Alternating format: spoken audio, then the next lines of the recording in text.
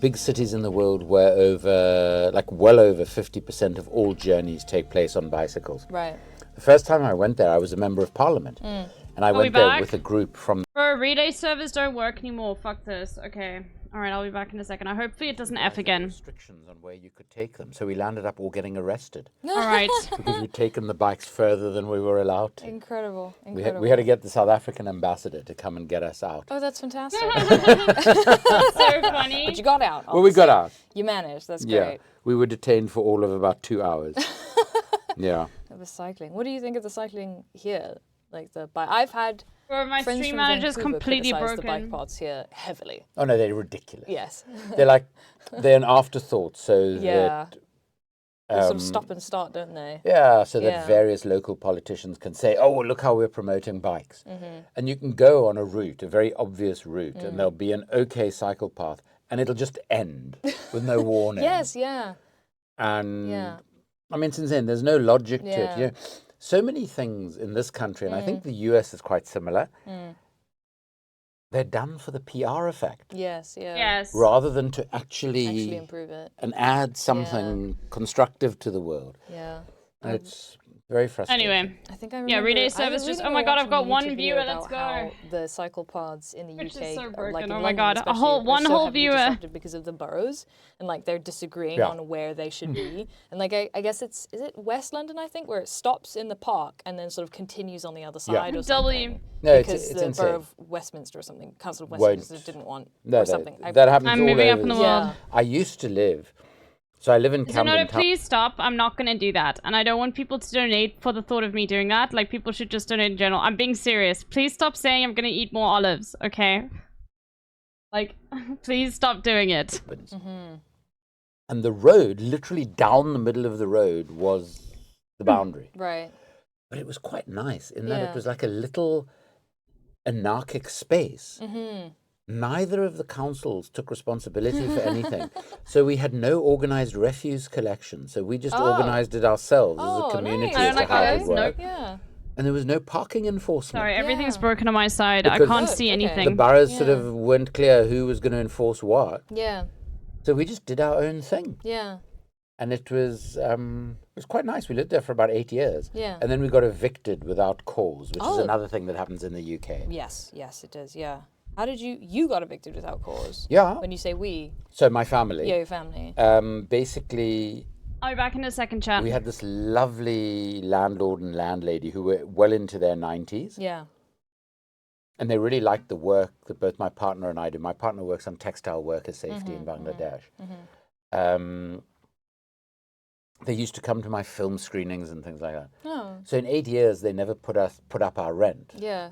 which in London is almost unheard of. Yeah. Yeah. True And gem. after 8 years, unfortunately, our landlord passed away, Ah. and his wife moved out of London, and they handed over their properties to their son. He was cut from a different cloth to his parents. Let's just leave it at that. Yeah. He literally walked into our flat very brazenly and told us that he was going to increase our rent fourfold. Yeah, Oh my God. because we'd been taking his parents for a ride. What? Like we had somehow, Yeah. been holding them hostage to not Yeah. increase our rent. And so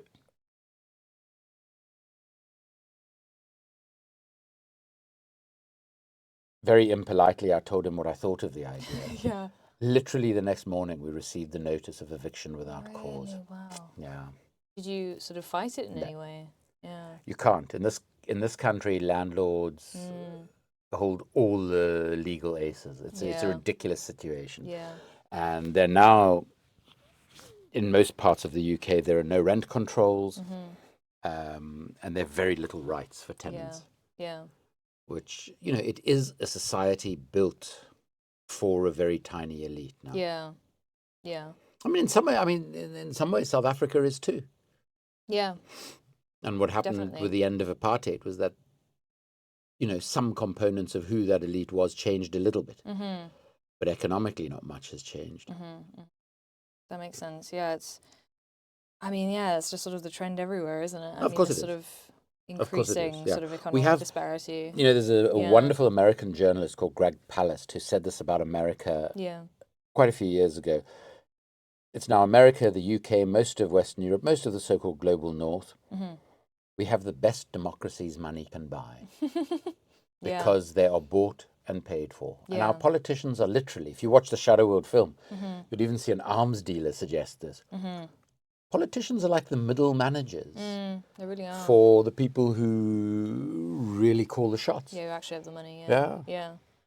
Yeah, I think, I've had to have this discussion with, so many people where people will ask me, well, why did X, Y, Z politician do this? They said they were going to do this, and then where does the paycheck come from? Follow the money. Follow the money, exactly. That's the work I've done for the last 23 years. Yeah, it's just conclusively always where it is. Follow the money, and boy, oh boy, sadly, I was going to say you never get disappointed, but what I actually mean is you always get disappointed because you always find the links to the money. Yeah. Yes, in that way, it's probably best to, I guess. What's the thing? Like, I wouldn't really want to classify myself as a pessimist, but I do think when it comes to politics, it's probably safer to expect the worst. I don't think that's pessimism. I think that's realism. I think we have to be realistic. I think we have to remain optimistic. Yes. For the sake of our own mental health. Yes, yeah. Both as individuals and as communities of various types, but also because if we become too pessimistic and depressed about it, we'll do nothing about it. 100%. And for me, and I know this is going to sound quite selfish, the fact that I wake up every day and I think to myself, because I'm privileged enough to do the work that I do and to be able to make a living from it, not as good a living as I made as an MP, but a living, and, myself and my family live fairly comfortably. That's what gets me through, is just knowing that today I'm going to do something, everyone. Sorry be about it a this. little investigation, be it some campaigning or activism work, world as it is in a very tiny, tiny way, because it's not about, I have to change the world.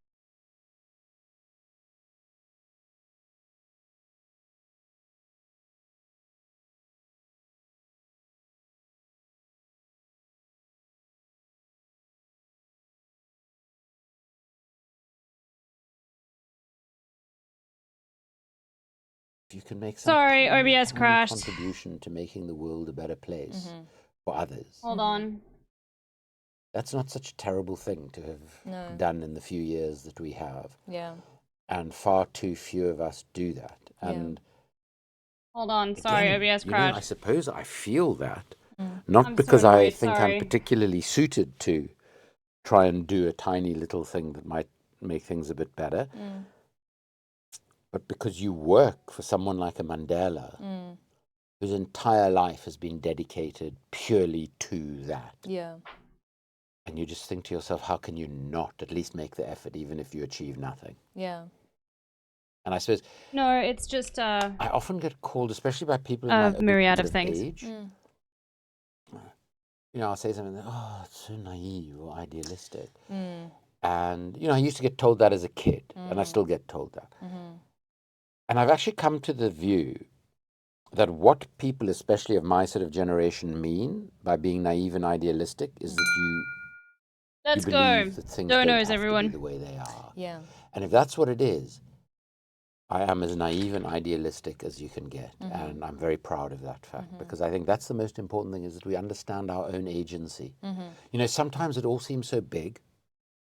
We look at my area, the global arms trade, and you think, oh my gosh, the sort of powerful forces, the moneyed interests. Yeah. What could I ever do about it? Yeah. We have to realize that we all have agency. Yeah.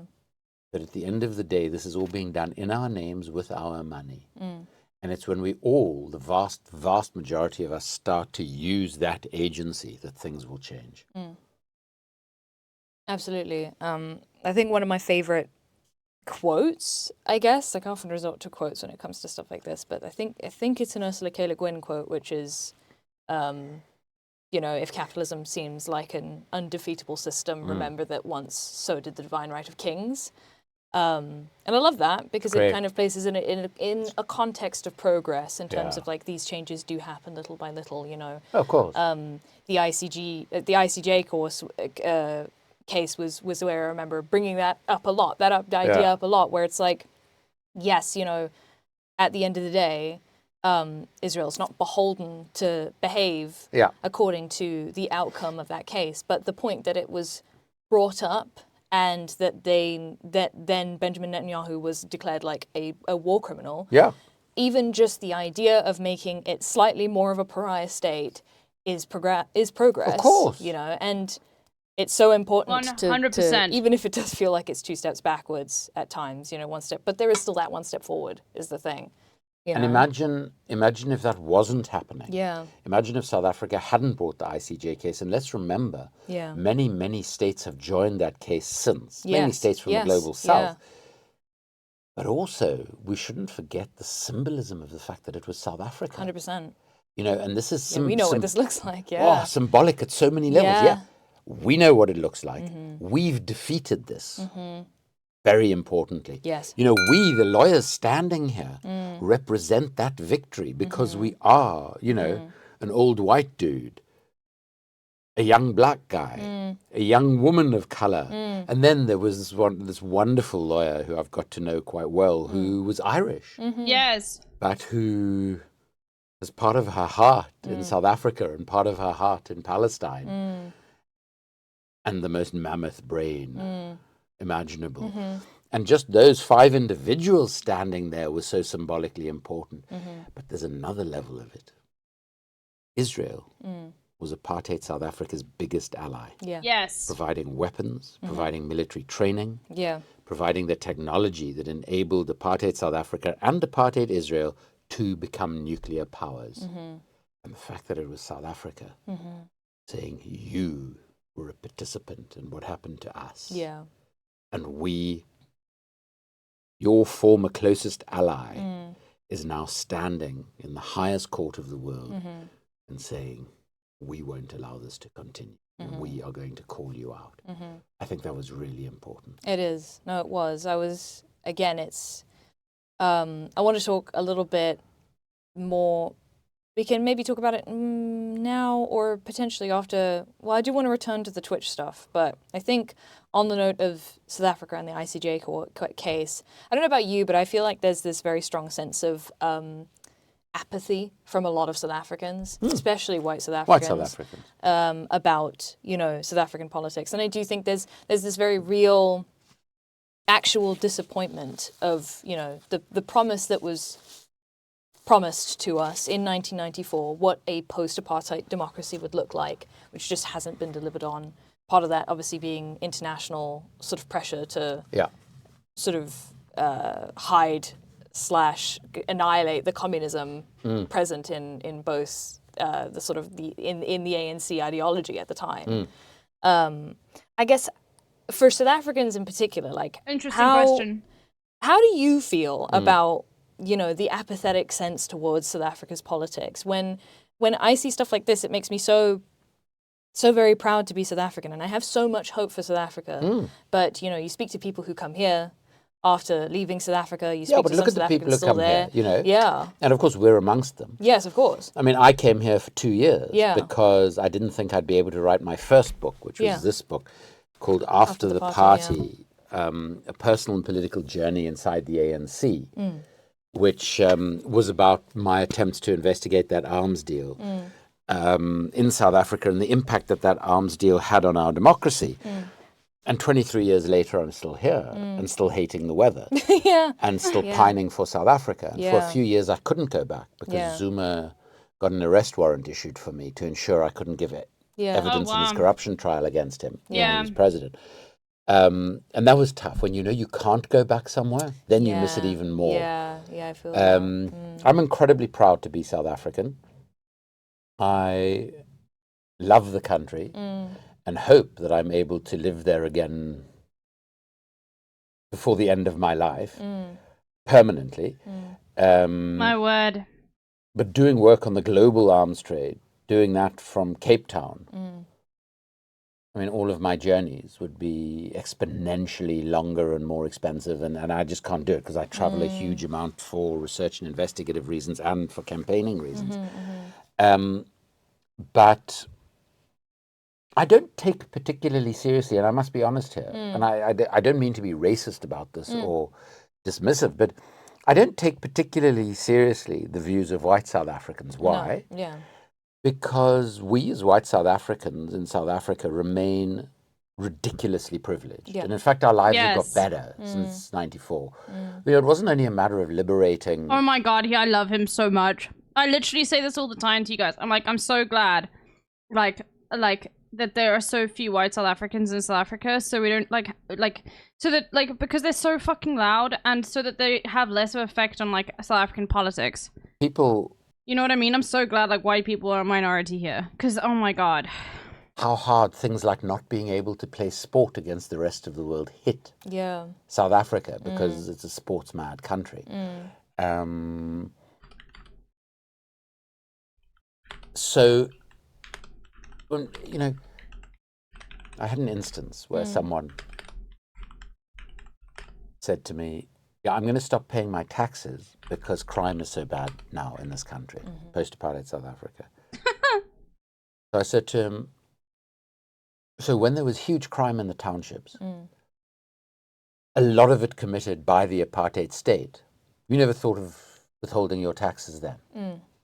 All of a sudden it's now. But now that's a democracy and crime has spread out of the townships into the country as a whole, which of course is unfortunate and something should be done about it. But oh no, of course, now Alexa, you're going to withhold no your one would taxes. say that. So I have absolutely no time for that sort of view, because the lack of self-awareness is just so overwhelming that I don't think one should spend a lot of time on it. I think for me, the reality of South Africa, and of course I went through at a very personal level, a huge disappointment with our democratic state, that caused me to resign from Parliament on a matter of principle the night before I was going to be thrown out by my party. So, Can't help but feel a sense of doom. but we've achieved an extraordinary amount in South Africa. You know, we should never forget we have been a democracy for a nanosecond of history. And It's the so one, young. Same age as me. Really? Yeah, 94? yeah. Whoa, You know? okay, that's amazing. So I don't have my shit together, so we can't expect South Africa to have its shit together, you know? That's what I tell people. So, I'm sorry to have to tell you this. Oh no, he's going As to tell someone me who I should have spent my a shit lot of together. time in clinical psychology Yeah. and a bit older than you, which doesn't imply wisdom, but rather just longer time on this earth, I don't think individuals or countries ever get their shit together. Yeah. I think the reality is both as countries and as individuals, how we can do as much as we can do, accepting that we're all over the place. Yeah. Because that's the reality. Yeah. You know, it's sort of, we can be a hell of a lot better as individuals and as countries, of course. But so, what has happened in South Africa? Is South Africa much worse than anywhere else in the world? Of course not. Of course not. The reality is that the tragedy of South Africa is how quickly after we became a democracy, and we had 4 years under Nelson Mandela, who wasn't perfect and who would remind us of that all the time, but they were blooming good years. They were years in which the vast majority of things that were done in South Africa were done in the interests Like of the the constitution nation as a whole. that we still Were done use is in like the interests of the nation as a whole. just an example. Where, you know, what was primary Fuck, I wish he wasn't could what still was run. best for the ANC. What was best for Nelson Mandela to ensure he could remain in power until he died, because he had no interest in doing that. So that was really good. Then reality stepped in as soon as Thabo Mbeki became president of the ANC, a year before he became president of the country. That was the point at which things went awry.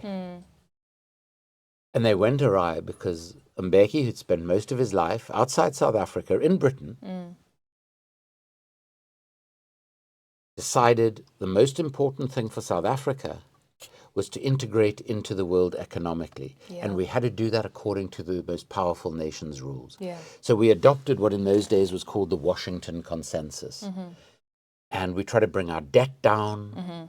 We opened up all of our industries so that there was no protection for, like, the textile industry, which went from over 400,000 workers to under 20,000 workers in the space of a few years, because we just couldn't compete. Rather than protecting our industries, growing employment domestically and generating demand in that way, a demand-led approach, to economic growth. We went the other approach, which was supply-led.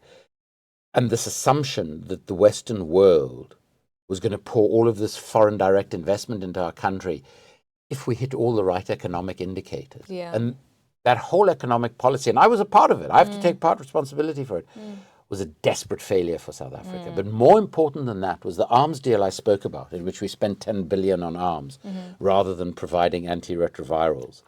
And that led to the avoidable deaths of hundreds and hundreds of thousands of South Africans. Yeah.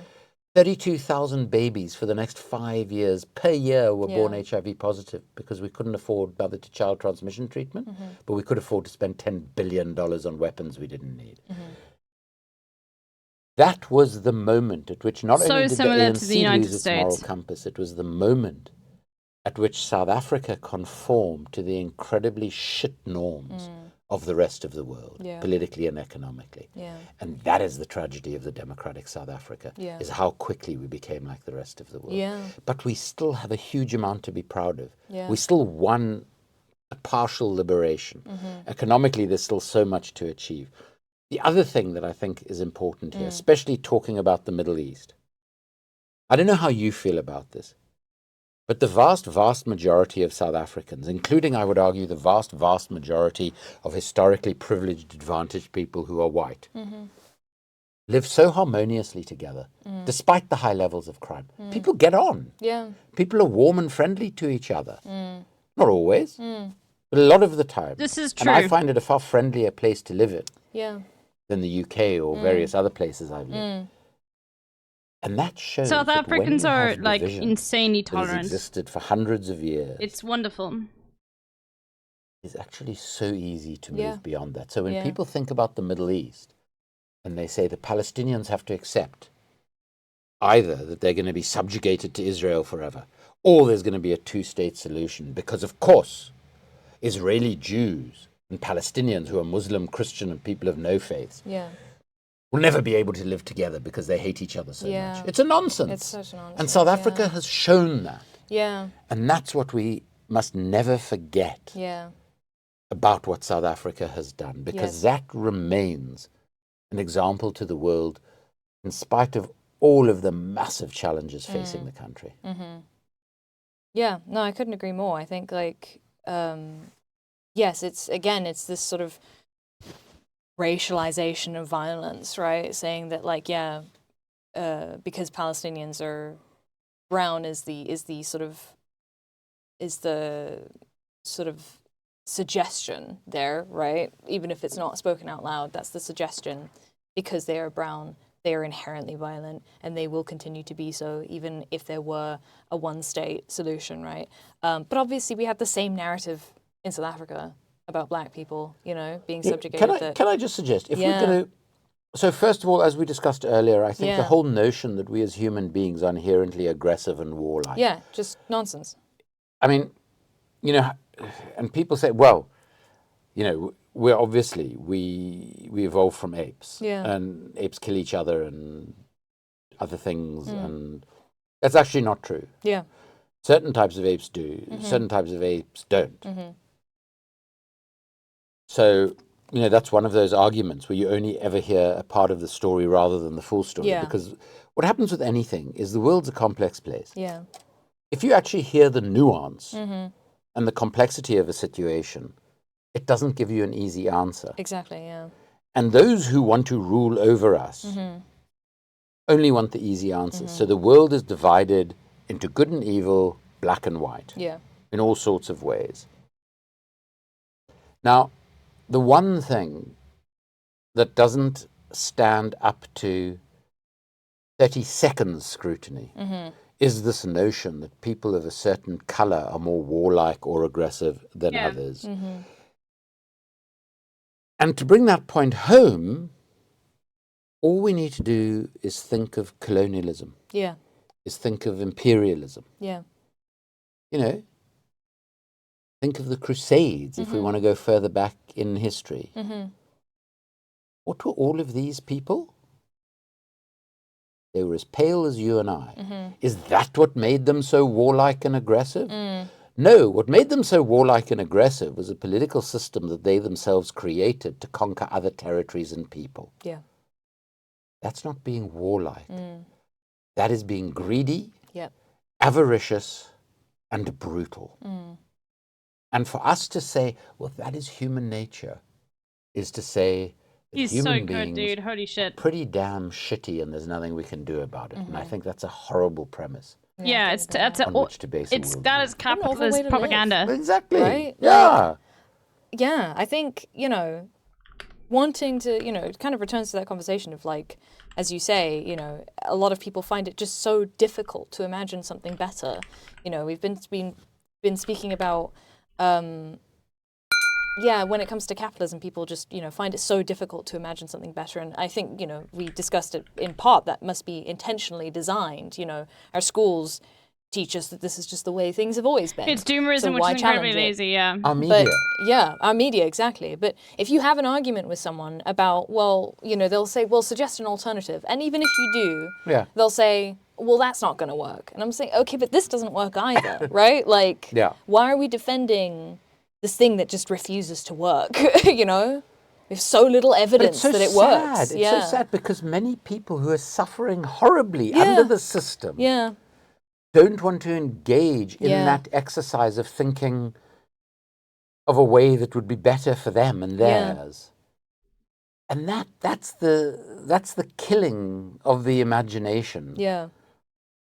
That any system that benefits a tiny minority over the vast majority, in order to survive, it is going to have to be premised on ensuring that the vast majority are taught not to think about what the alternatives are.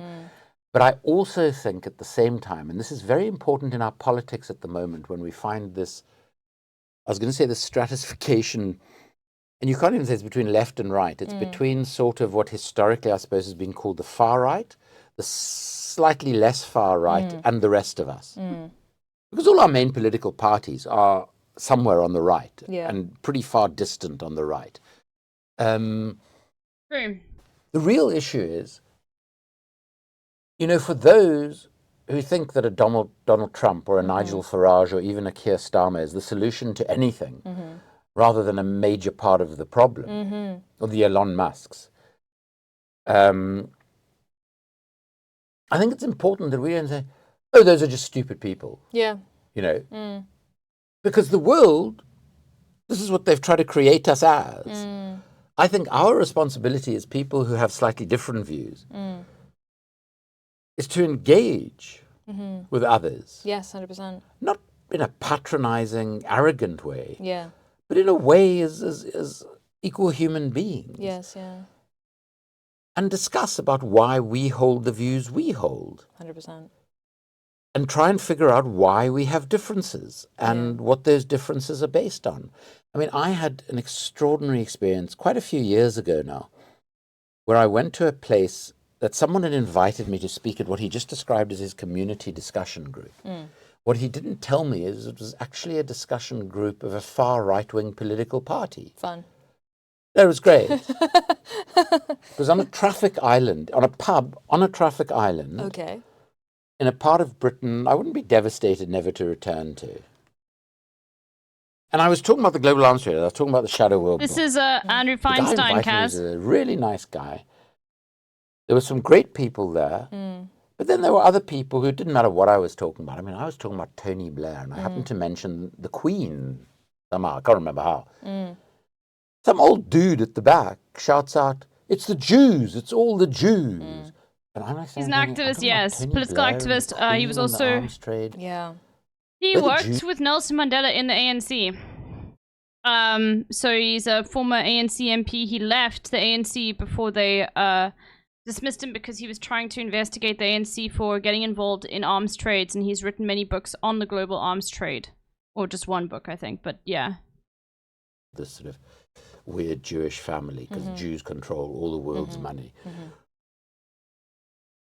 So I said, And he's "Hold on, been an what arms you're trade actually activist saying since, yeah. is that the Queen, if she wants to go to the Bank of England, she has to go and get an actual physical key? And then when she gets back from Yeah. Switzerland, having picked up the key, she like trots over to the actual Bank of England next to Bank No, Station. this is in the UK. Sticks in the key. Because That's what she does. just various What are you reasons. Like talking about? there's a warrant. There was a warrant out for his arrest, no longer. Because under Jacob Zuma, No, it's not the Jews, XYZ. it's the Muslims. Oh, great. I said, what now? So he says, the Muslims control everything.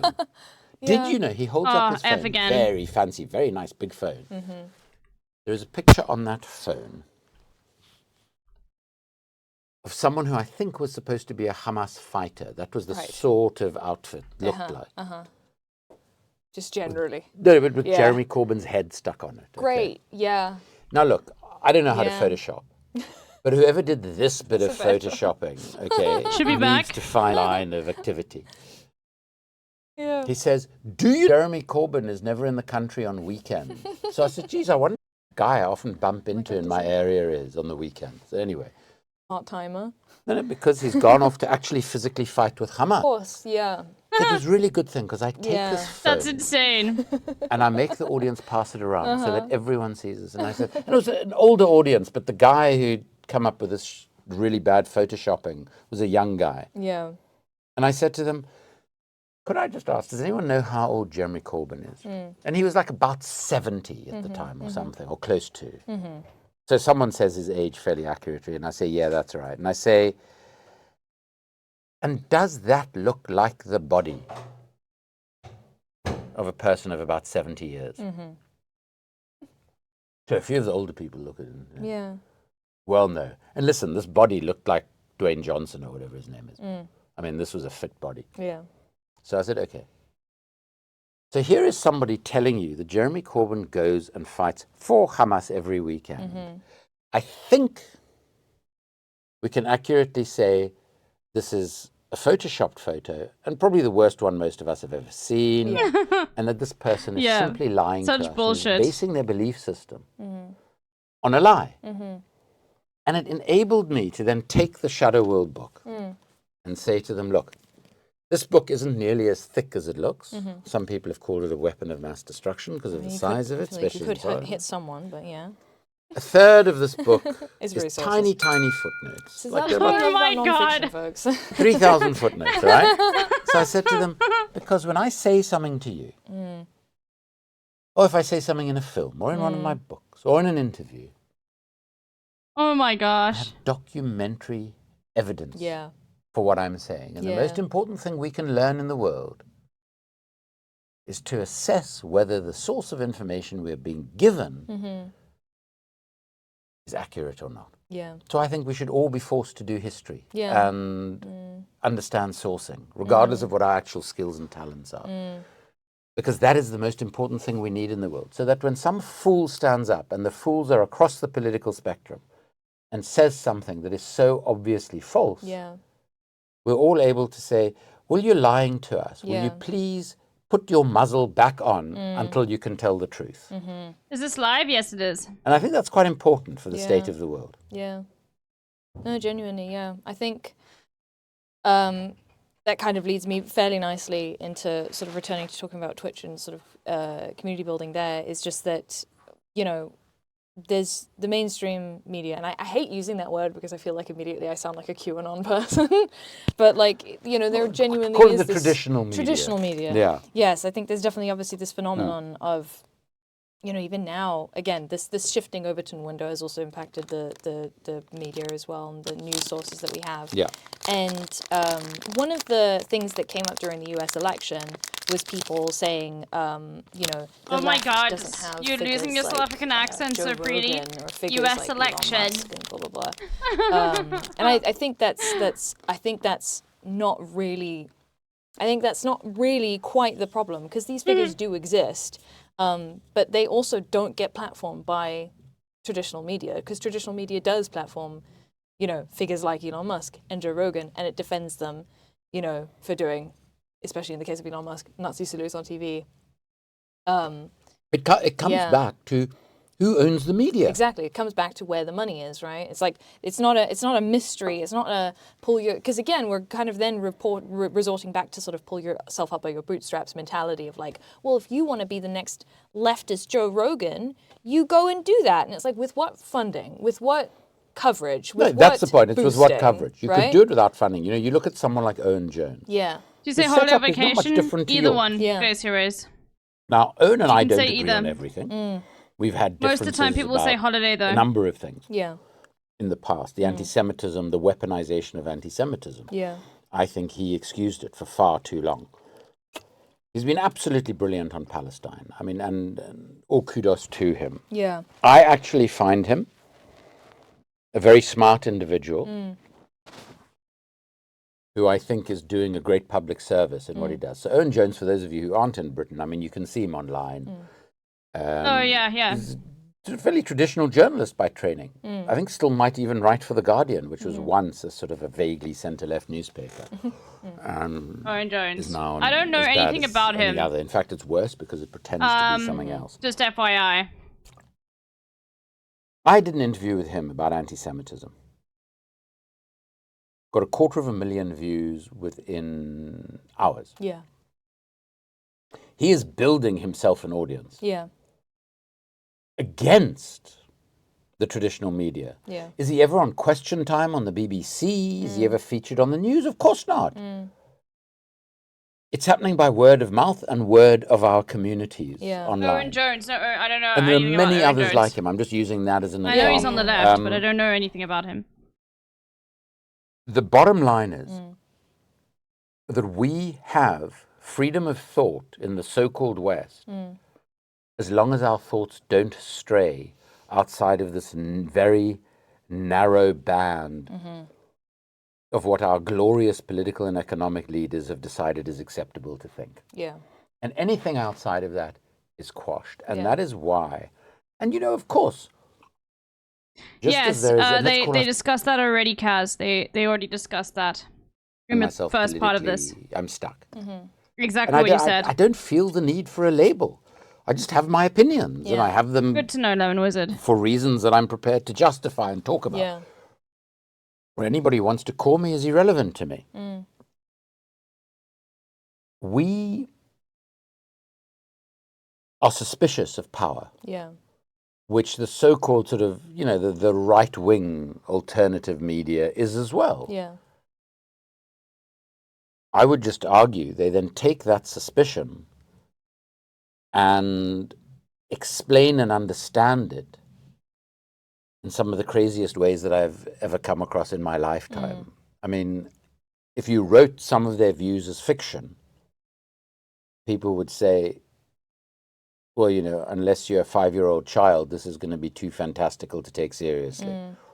I mean, they're really, you know, the stuff that comes out of Elon Musk's mouth, let alone the Joe Rogans and others of this Yeah. world, is absolutely terrifying. Yeah. And that these are regarded as sentient, intelligent human beings is very worrying. So we have to accept that there is a big downside This looks Yeah. insane. to this alternative universe Yeah. that has been created. What it needs desperately, and I don't know how one does this, is verification mechanisms that are not determined by an opinion, but are determined by verifiable fact. Yeah. And then we've got to compete. He was pro Corbyn though to the end. Okay, that's a massive W, man. Like, I'm sorry, that gives you a real gauge on if someone's a grifter or not. 100%. Okay, then knowing that he was pro Corbyn to the end, like, I have very high opinions of Owen Jones and knowing little about him. Like, even if he's got more liberal takes on some things, that's incredible. I guess the thing about, you know, focusing on factual information, it feels like, and this is in the form of a question, do you still find resistance when you present all the evidence? If so, how do you handle it graciously? Because it does feel like there's this group of people where facts don't really matter anymore. It feels like information and facts don't really matter anymore. So you know what I think the traditional left has been terrible at? Yeah. is talking to people who have views different to our own. Yeah. Yes. This is true. Yeah. We talk to ourselves endlessly. Case in point. Well, yeah. Yeah. You know, I find it, I mean, I've loved our conversation today. I wouldn't like to have not had it. Yeah. But from a political perspective, Yeah. I would hope there were some people who were following what we've been talking about who might not agree with a lot of what we say. Because the people we really need to be having the conversations with are the people who think that a Nigel Farage or a Donald Trump or an Elon Musk Oh my god, he is gonna love learning about Hassan. is in any way operating with good intentions, is speaking any sort of form of truth, is in any way speaking truth to power. Yeah. Because they are power. And again, it comes back to what is struggle. Struggle isn't having one 10-minute conversation with someone. The world will look very different to what it does if that was the case. Yeah. We have to be prepared to have conversations in a multiplicity of ways. Yeah. With particularly those people who think differently to ourselves. Yeah. You know, in South Africa, when I went to primary school, I was the only Jew in the school. So, surprise, surprise, I faced anti-Semitism. People would say to me, oh, Jews do this and Jews do that and Jews are this and Jews are that. And I'd say to them, well, I don't know. You know, I don't know all the Jews you've met. There are clearly millions of them because you have such a strong opinion about it. But the Jews I know include members of my own family, etc., etc. I haven't found people behaving like that. So there are clearly some Jews who don't. And some people, bloody Jew. And for other people, smart aleck. And for other people, oh, that's interesting. You know, so then, 1%, you know, because of my mom's history and the fact that she believed that black South Africans were treated like the Jews of Europe had been treated by the Nazis, and ironically, the apartheid state was a neo-Nazi state. I grew up with views that were very different to the vast, vast majority of white people in South Africa. And I actively pursued those views. But I spent a lot of time having to defend those views against people who believed I was the Antichrist. And I didn't understand that white people were just superior. I don't have a problem disagreeing with people. And a lot of the opinions I have, and this might be arrogant, a lot of the opinions I have based on work I've done myself. So that I can actually talk about the investigative research that goes into it. And, you know, I read about race theory and various other things because those things really interested me, where some of these crazy views had come from. I have no problem disagreeing with people. The problem is when we don't want to have the conversations. And there are so many of us in the world. Let's just look at the issue of Gaza at the moment. Okay, so in Britain, well over 70% of people from about the 9th of October wanted a ceasefire and didn't want British weapons to go to Israel. Now, the only people whose opinions counted on this were clearly the politicians, and they felt it didn't matter what anyone else thought. And they're going to suffer the consequences for it. And I'm glad about that because they should. And that's why I hope Keir Starmer stands again, so I can stand against him and beat him. Because he deserves to be humiliated. Oh my god! He has been a key player in the worst genocide the world has seen in decades. But that notwithstanding, Where's Pro Guys? we have to have the conversations. Pro Guys, What our governments are trying to do is not let us even have the conversations. I can't even So we're figure now out where seeing you in the are. United Kingdom and the United States of America and parts of Europe, Germany in particular, which is going through my God, a you're not national even here. psychosis,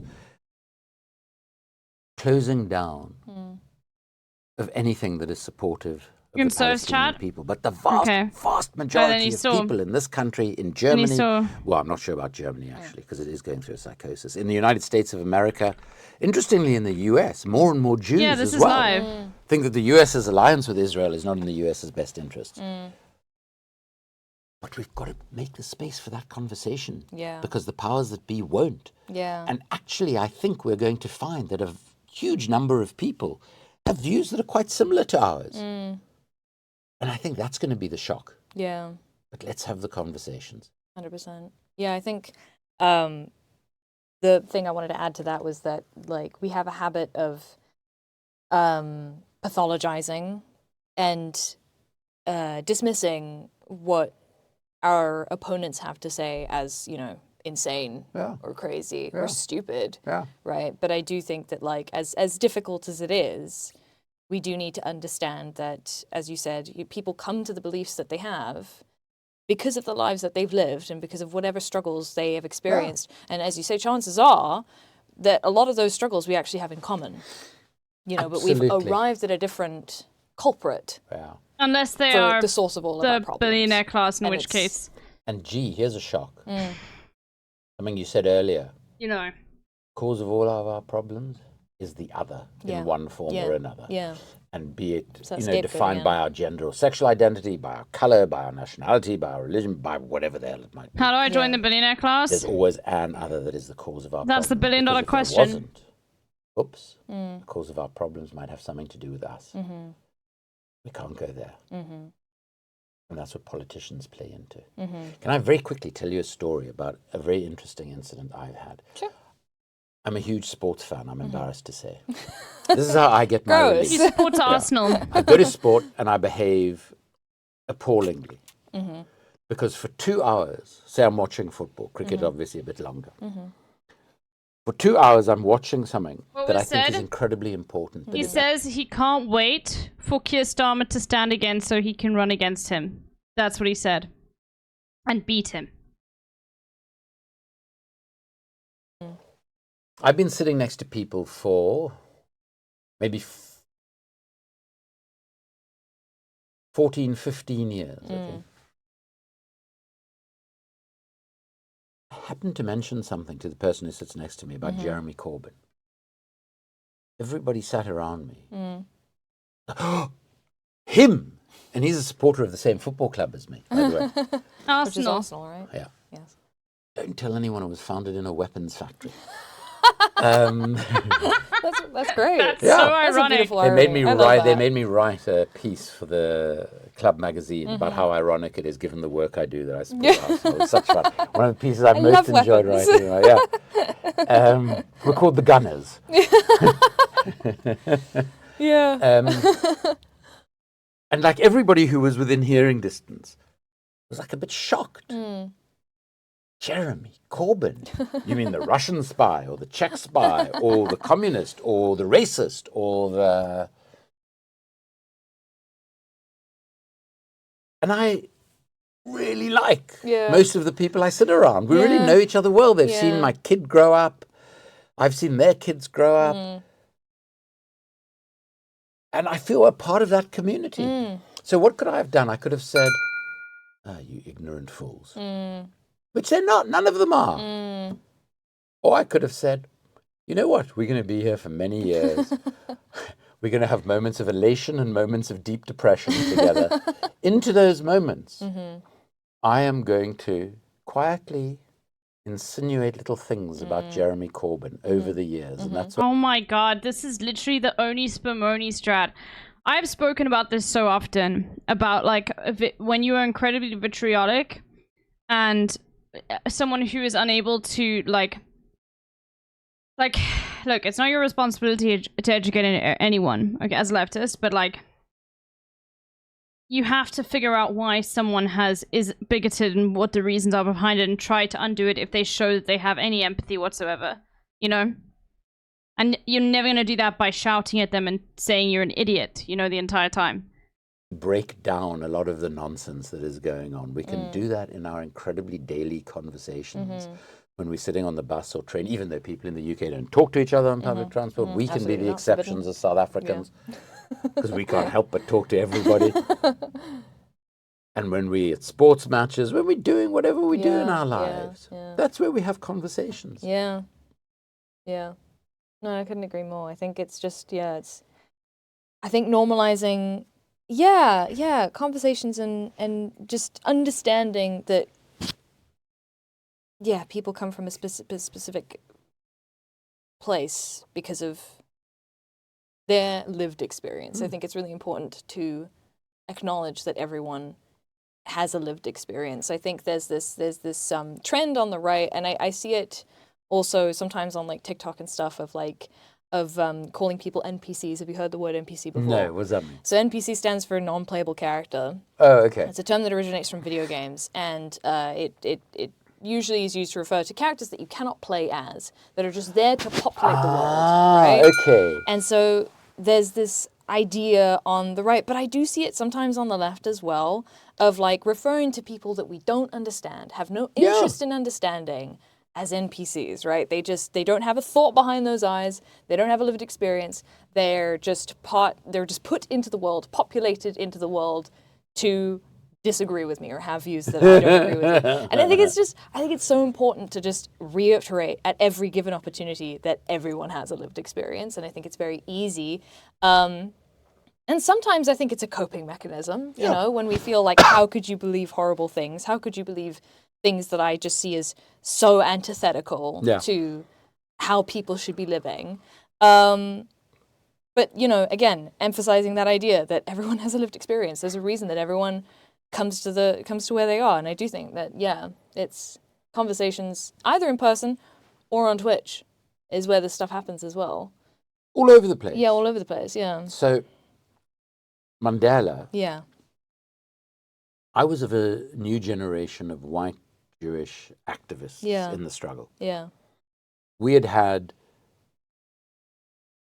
an extraordinary array of a minority, a tiny minority of whites who were committed to the struggle. Yeah. Within that minority, a disproportionate group was Jewish, because a lot of them had come from Russia. Yeah. They'd been communists to fight Tsarist Russia. Yeah. So they rooted for the underdog wherever they were. Yeah. Some incredible people. And I would never even claim to stand anywhere near their shadows, because they led lives that I couldn't even dream about living, because they had a degree of courage that I've never had. But I was of a new generation.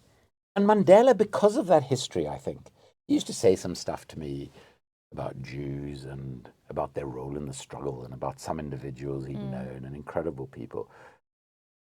He also used to say other things to me. So one day we were sitting and he says to me,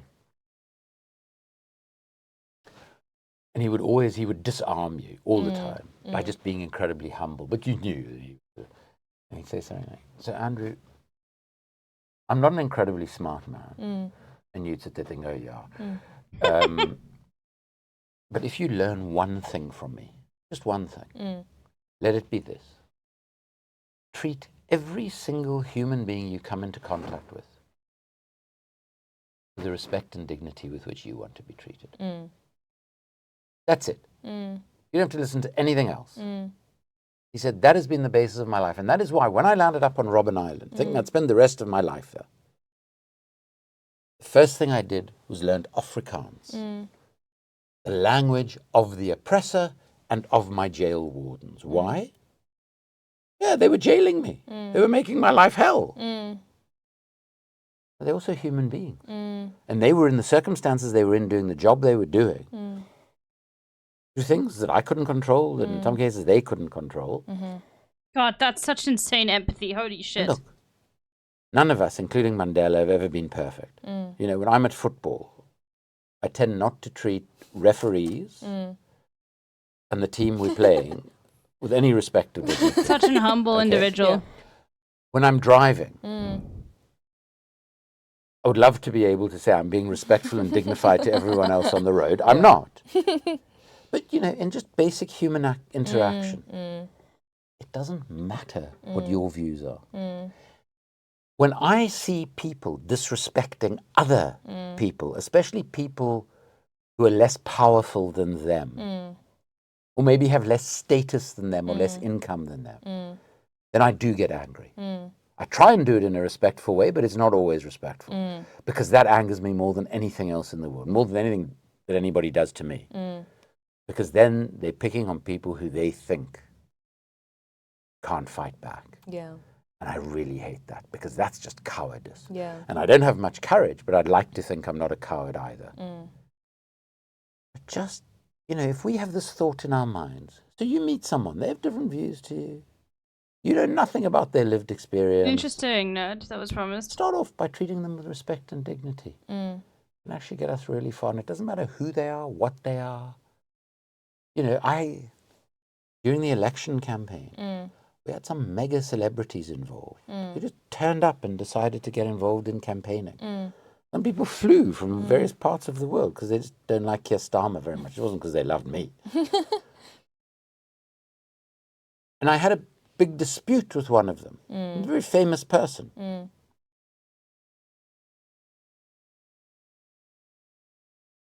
And they sort of said to me, who do you think you are?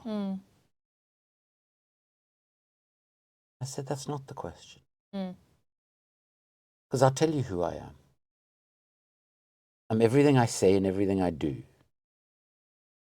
But I'm not prepared to treat you any differently to the homeless guy sitting outside this building we just walked past, because he's as much a human being as you. And if you expect different treatment because you are famous and you've made a lot of money and you're known by millions of people around the world, sorry. Yeah. And I think that's quite important. Yeah, no, definitely. And that's why showing respect and dignity is not only about those who might seem, who we wouldn't think of showing respect and dignity to because they have different views to us or because they're indigent or whatever the case is. Now I'm trying to think of what celebrity that is. When we engage Maybe it with was people Hugh Grant. who are so-called powerful and famous, and we shouldn't treat them any differently either. We shouldn't hold them to a different standard. Oh, you can throw a Nazi salute because you're the richest man in the world or whatever. Let's hold everybody to the same standards and try and treat everybody equally. Yeah. Yeah. I think you're right, I had a friend recently who asked me, who said that they had a discussion with a friend who was very sort of pro Israel, and he sort of said to me, like, I don't really understand. We've talked about it for so long. We've talked about the facts and stuff for so long, but they just won't budge on it. I don't understand what's going on there. And I do think that, the reason some people won't budge on stuff like that is because they do inherently believe that certain people are less human than others. And I do think that if we have any hope of attempting to overcome the right and the danger that they pose, we have to lead by example and, unfortunately, treat everyone, the same way that, and respect that everyone is a human being, regardless of what they look like and regardless of, unfortunately, where their views come from. That being said, I do think, there's this phenomenon of the tolerant left, right? Yeah. I think the right only seem to care about how tolerant we are until it turns out we don't tolerate them. Yeah. Right? So I do think that there are boundaries, as to how tolerant we need to be, and obviously it depends on the spaces. When it comes to Twitch streams, someone like Hassan, he has 2.8 million followers and so many subscribers, and he does attempt to sort of actually, engage with people who have opposing views to him in his chat. For me personally, it really depends on the situation that I'm in, and it depends on the environment that I'm in, where sometimes at the bookshop we have people come in just to start a fight. Yeah. Just to start a fight. And I try a little bit to have this conversation, but it also, I think that I guess there's this balance, unfortunately, of saying, I'll hear you out to a certain extent, because I feel like a lot of the time when it comes to leftists or people who have progressive politics, talking to people with opposing politics, we often we end up submitting rather than hearing out, in terms of the conversation tends to get dominated by one side, and it's the one who's more willing to talk over me because they don't see me as that much of a person. No. You know how in the ANC, how we won over a lot of people in South Africa? One of the reasons I think our transition was relatively smooth. Yeah. And all these privileged whites who thought that Armageddon was around the corner and was stockpiling toilet paper and tinned food and stuff for when the communist ogre who looked like Kermit the Frog took over.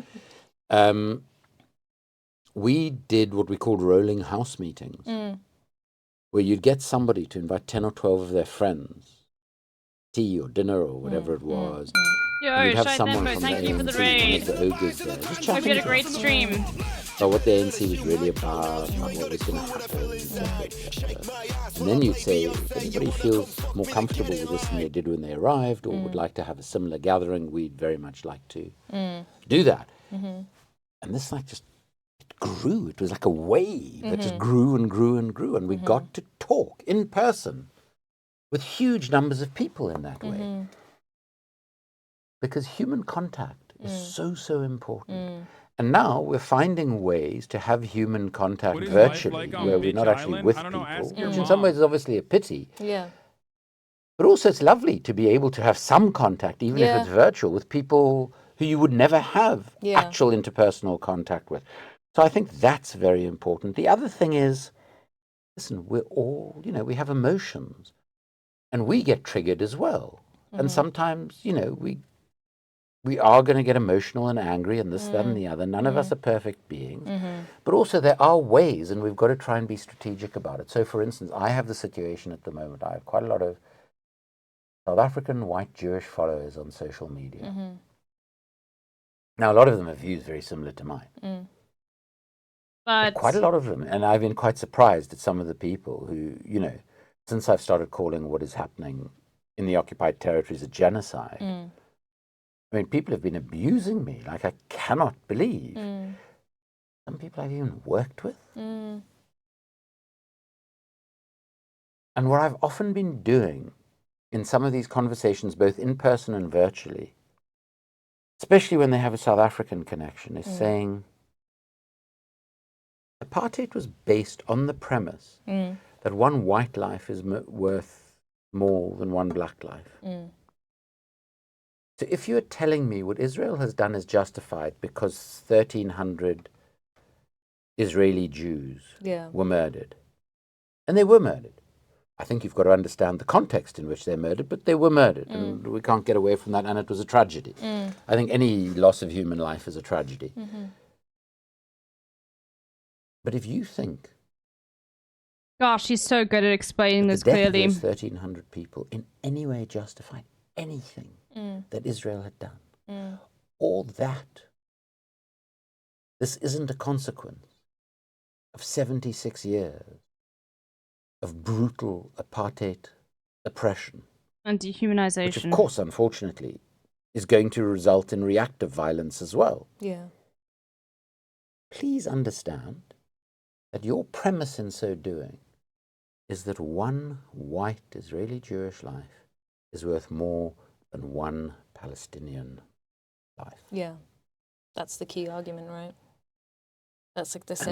And so you have accepted the racist, white, supremacist premise on which apartheid South Africa was built. And if you're okay with that, fine. But you need to acknowledge that that is the position you've taken. 100%. And you can't have both. Try and argue with me, and I'm willing to have the argument, but that's the bottom line.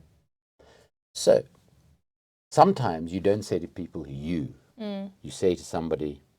People generally sometimes forget that if they think Israel was justified in doing A, B, or C because of D, E, and F, that is actually the same premise on which apartheid South Africa was built. It's less threatening if you talk about it in generalized terms rather than say to them, you're behaving like a racist white supremacist, and that's what you are at the moment. So that's just a strategic thing. What we used to call, I don't know, you'd probably have a great term for it, what we used to call reading the room. Where you just try and figure out in your conversation what is the best way to actually achieve what you want to achieve with this person, which is to see things in a slightly different way. This is the challenge of our age, because we're in an age of insanity at the moment. I'm writing this book, as I mentioned, called Making a Killing, about Gaza and Yemen. The book I really want to write as soon as possible after that is just a simple little book called The Madness of the Moment, that just sets out, with not one footnote, that just sets out the actual state of the world, if we took a moment to think about what is going on. Where Okay, he says without one footnote, That's a lie. Come on. escalation is de-escalation, where a Nazi salute Just being awkward. is just being awkward and exuberant. And exuberant. Yeah. Yeah. And just realizing the depths of depravity that we've actually hit. Because until we realize that, it's difficult to then move beyond it. I think the media hides a lot of the outrage about this sort of stuff as just well, someone though. in the chat just saying it makes me feel insane sometimes, which I think, yeah, a lot of people sort of relate to that. I think we do. But this is actually a very important point. So I spent 6 years studying clinical psychology in Yeah. order to stay out of the apartheid military. I was going to go off to Austria and do another 7 years to qualify as a classical Freudian analyst. Because at the age of about 12, we happened to be living in Vienna for a few months, and my mother took me to where Sigmund Freud used to practice, and I read this really shitty biography of him called Passions of the Mind. And because something happened in his life on my birthday in March, I decided I was a reincarnation of Sigmund Freud. So I was going to go off and do another 7 years. Cool. I would have spent my career seeing about 30 very wealthy people 5 days a week. Yeah. Dealing with their complete non-traumas. Thank goodness politics intervened is all I'm so I can glad. say. Yeah. Well, I think we're glad as well. So, but the important thing, I think, for us to realize is that those of us who think what is going on in the world is completely normal and that we're feeling absolutely fine about it, that's what's not normal. Yeah. Yeah.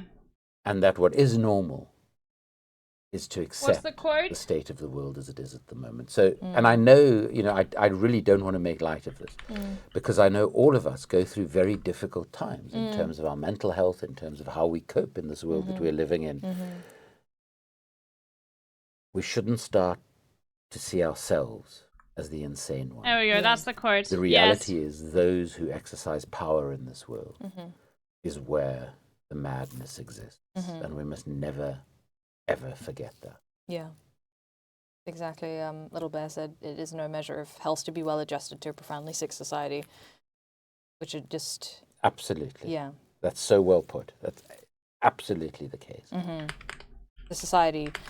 I think I It's a quote. Don't misattribute it to me. Video game once, which I think it might have been a game called Dragon Age 2. Quotations, shit. So I'm making that really nerdy reference here. But yeah, that's I think LB made a quote. But this quote, I think it was also essentially your society is the disease and the actions of its people are merely symptoms. Jeez, that's well put. And it's a video game, but yeah. I love where you get your quote. I like quote people that probably none of you have ever heard of because they've been dead for decades. And you quote video games and they're far more insightful and philosophical than anything I can quote. But there was just one other quote while we're on this that some of you might have heard is brilliant political writer and activist in the States, Howard Zinn. And you see it a lot on social media now again. As he says, our governments tell us our problem is civil disobedience and the use of anti-terror legislation against journalists, against activists Insane. who are opposed to genocide or who are opposed to climate catastrophe. Yeah. I mean, my own view is my understanding of terrorism is that actually supporting and arming a genocide is probably a terrorist act, but we won't get into that. But so Zinn says, our governments think that civil disobedience is the problem, whereas the real problem in the world is civil obedience. We have to be active citizens. Yeah. We have to use our agency to oppose what is being done in our names and with our money. That for me is the bottom line. 100%. Yeah, 100%, right? I think that, that independent agency, and realizing as well, you are not just an NPC in a video game. You have agency, right? You have the ability to use your free will in any way that you would like. And you can stay on the chair or couch that you're playing the video game from. Yes. And have agency. Yes. Doesn't mean you've got to get up and run around outside. Indeed. And I think that's the very important takeaway for us is that, these communities can be incredibly powerful communities in changing the world. Yeah, definitely. We've just got to use them in this way, which clearly many people are, which is very Yeah. exciting. We've raised $3,000. No way! Well done! That's officially amazing! $3,015. So thank you so much, Anonymous, for the $50. No Doubt for the 25. Orwell for the 25 as well. And Glacier Rays for the 50. Thank you so much. Also Alex from Red Barrels, $25 as well. Thank you so much. If there's anyone who put in 50 cents, thank you very much to you too. Yeah, you can't put in 50 cents. Exactly. Thank you so much. Thank you so much to everyone. You can't. So I guess the minimum is changing $1. tack a little bit, I just want to show you Hassan. Oh, great! Yeah. I gotta show you Hassan because you know, he sort of definitely inspired me to get on to Twitch to start doing the thing that I'm doing, and I think he inspired honestly a lot of people. I think in our community as well.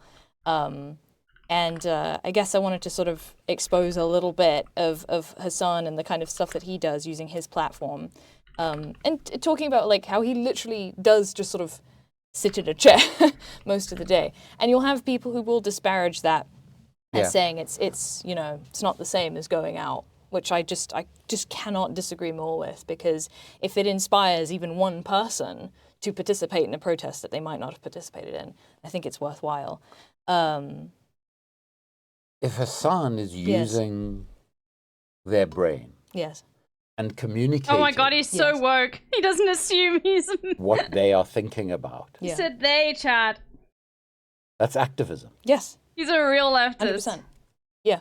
You know, I mean, it doesn't matter what you're doing physically, of course. You know, it's like direct action. There's a group called Palestine Action. Extraordinary brave people who illegally occupy weapons factories and try and destroy some of the equipment in those factories that is destined for Israel, particularly in this case. A company called Elbit Systems in particular. People get arrested. There are people serving long sentences. There are people on trial under the Terrorism Act for that. They've been around for 3 odd years or so, 4 years maybe. I've been doing this work for over 23 years, okay? They have much more impact than my work of 23 or 24 years has had. Because they're stopping actual weapons going into the zone. But they have influenced hundreds of thousands, if not millions of people who aren't able to engage in direct action for all sorts of reasons. For physical reasons, for legal reasons, daily, whatever the reasons might be. What they have done in getting people to think about what is going on in the world is as important as the destruction of the weapons that could have been used to kill Palestinians. And this is the incredibly, and I mean, I don't want to sound trite by saying this, but this is the incredibly exciting thing about struggle and activism today, is that each of us is in a different situation and we can all play our role in terms of what is possible and not possible given our situations. And to think that communities like this can't be a really important mobilizing space. And it's not even about them getting people out to go to a protest. It's the fact that they're getting people to think about and engage on issues. That's so important. Not that the protests aren't important. They're incredibly important. But they're all important is the thing, right? Everything is important. There is no... I mean, we want to abolish hierarchies, right? But I think part of, you know, what the goal is to abolish hierarchy. And in that, we also need to abolish hierarchy of action in terms of there is no... Struggle isn't a competition. Exactly. There is no either we all win or we else. all lose. Exactly. It's as simple as that.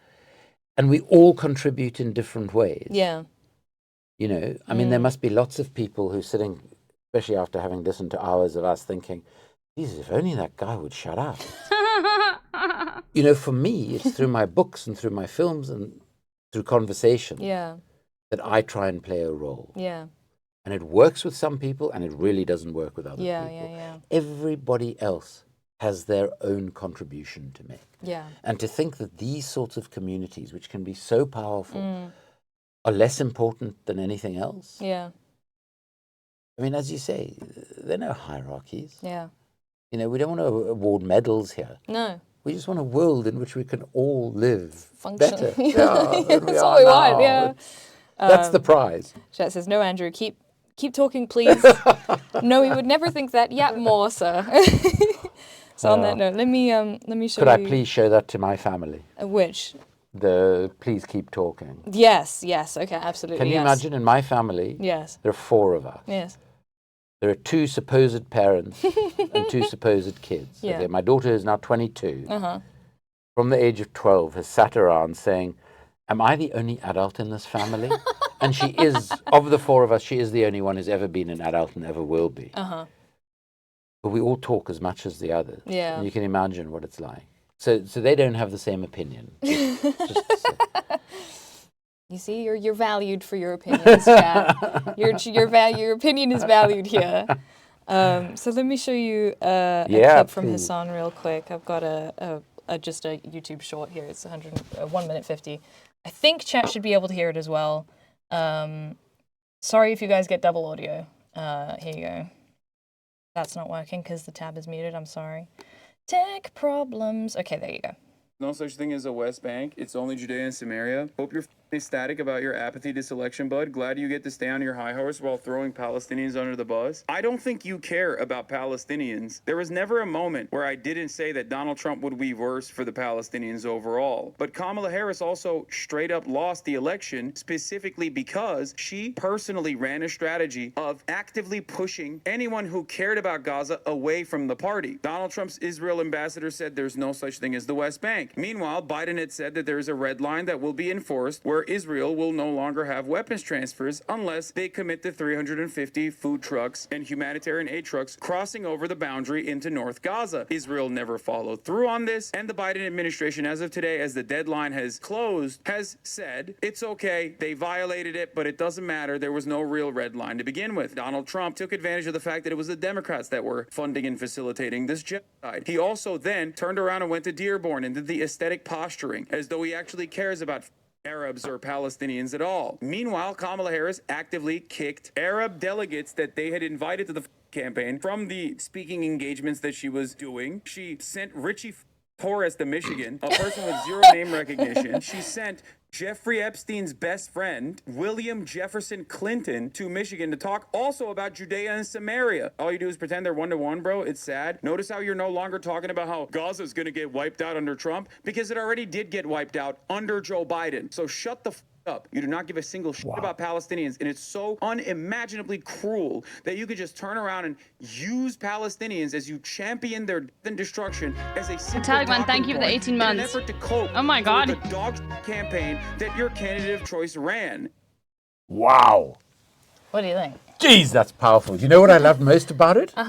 Is how those articles flashed up under him. Yes. Oh, yeah. So as he was saying something, yeah. he basically gave the such a source. boomer. Yeah. It's like doing footnotes as you talking. Yeah. Which is just blimming incredible. Yeah. So like that was edited, my God, right? he's So he's back not to always the able to do that on footnotes. screen, but often he does. Often he will Oh make my a gosh. conscious effort to pull up the article that he's Yeah. talking Like about the and say, here are editing. the facts. Such a boomer, man. This is a YouTube channel where it takes sort of clips from the stream, uploads them with added context, and there's an entire. I want to really emphasize that his community. Yeah. There's an entire. We call it an industrial complex. Yeah. Is the joke inside the community Yeah. of people who take his content and then will upload it in a more digestible way to YouTube, to TikTok, to Instagram. Jeez, that's brilliant. And provide sources and context, you know? And typically what a lot of like content creators do, especially if they're, you know, in it for the money or the popularity Yeah. of the games, whatever, they'll often take down content like that. But he says, no, you can do whatever you want. If you make money off it, that's totally fine. And either way, you have people who are sort of creating material, you know, creating educational propaganda out of this, you know, out of live streams and adding context. Where in the world is this guy? Do we know? Yes. He's in LA. He's in LA. He's in LA. It's on Twitch. I will connect you And this to is what he does. And that's what he does. 8 hours a day, every day. 8 hours a day, every day is what he does. Yeah. My brain would explode. Yeah. Yeah. I mean, he's so eloquent. Look, I know that was edited and everything. yeah.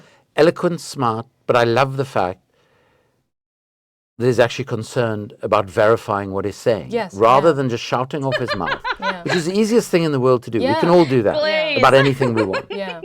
But to actually be able to speak Yo, like this that when elderly you're speaking leftist about finding with his son, verified mind blown. information, Yeah. which is so difficult to do at the moment because of everything we've been talking about. There is so much nonsense out there as Yeah. well. It's, geez, that's impressive.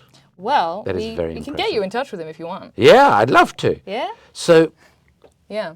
for the work that I've been doing, That's going to be my job. the biggest challenge we face is being able to communicate with people who don't ordinarily think about this stuff. Yeah, yeah.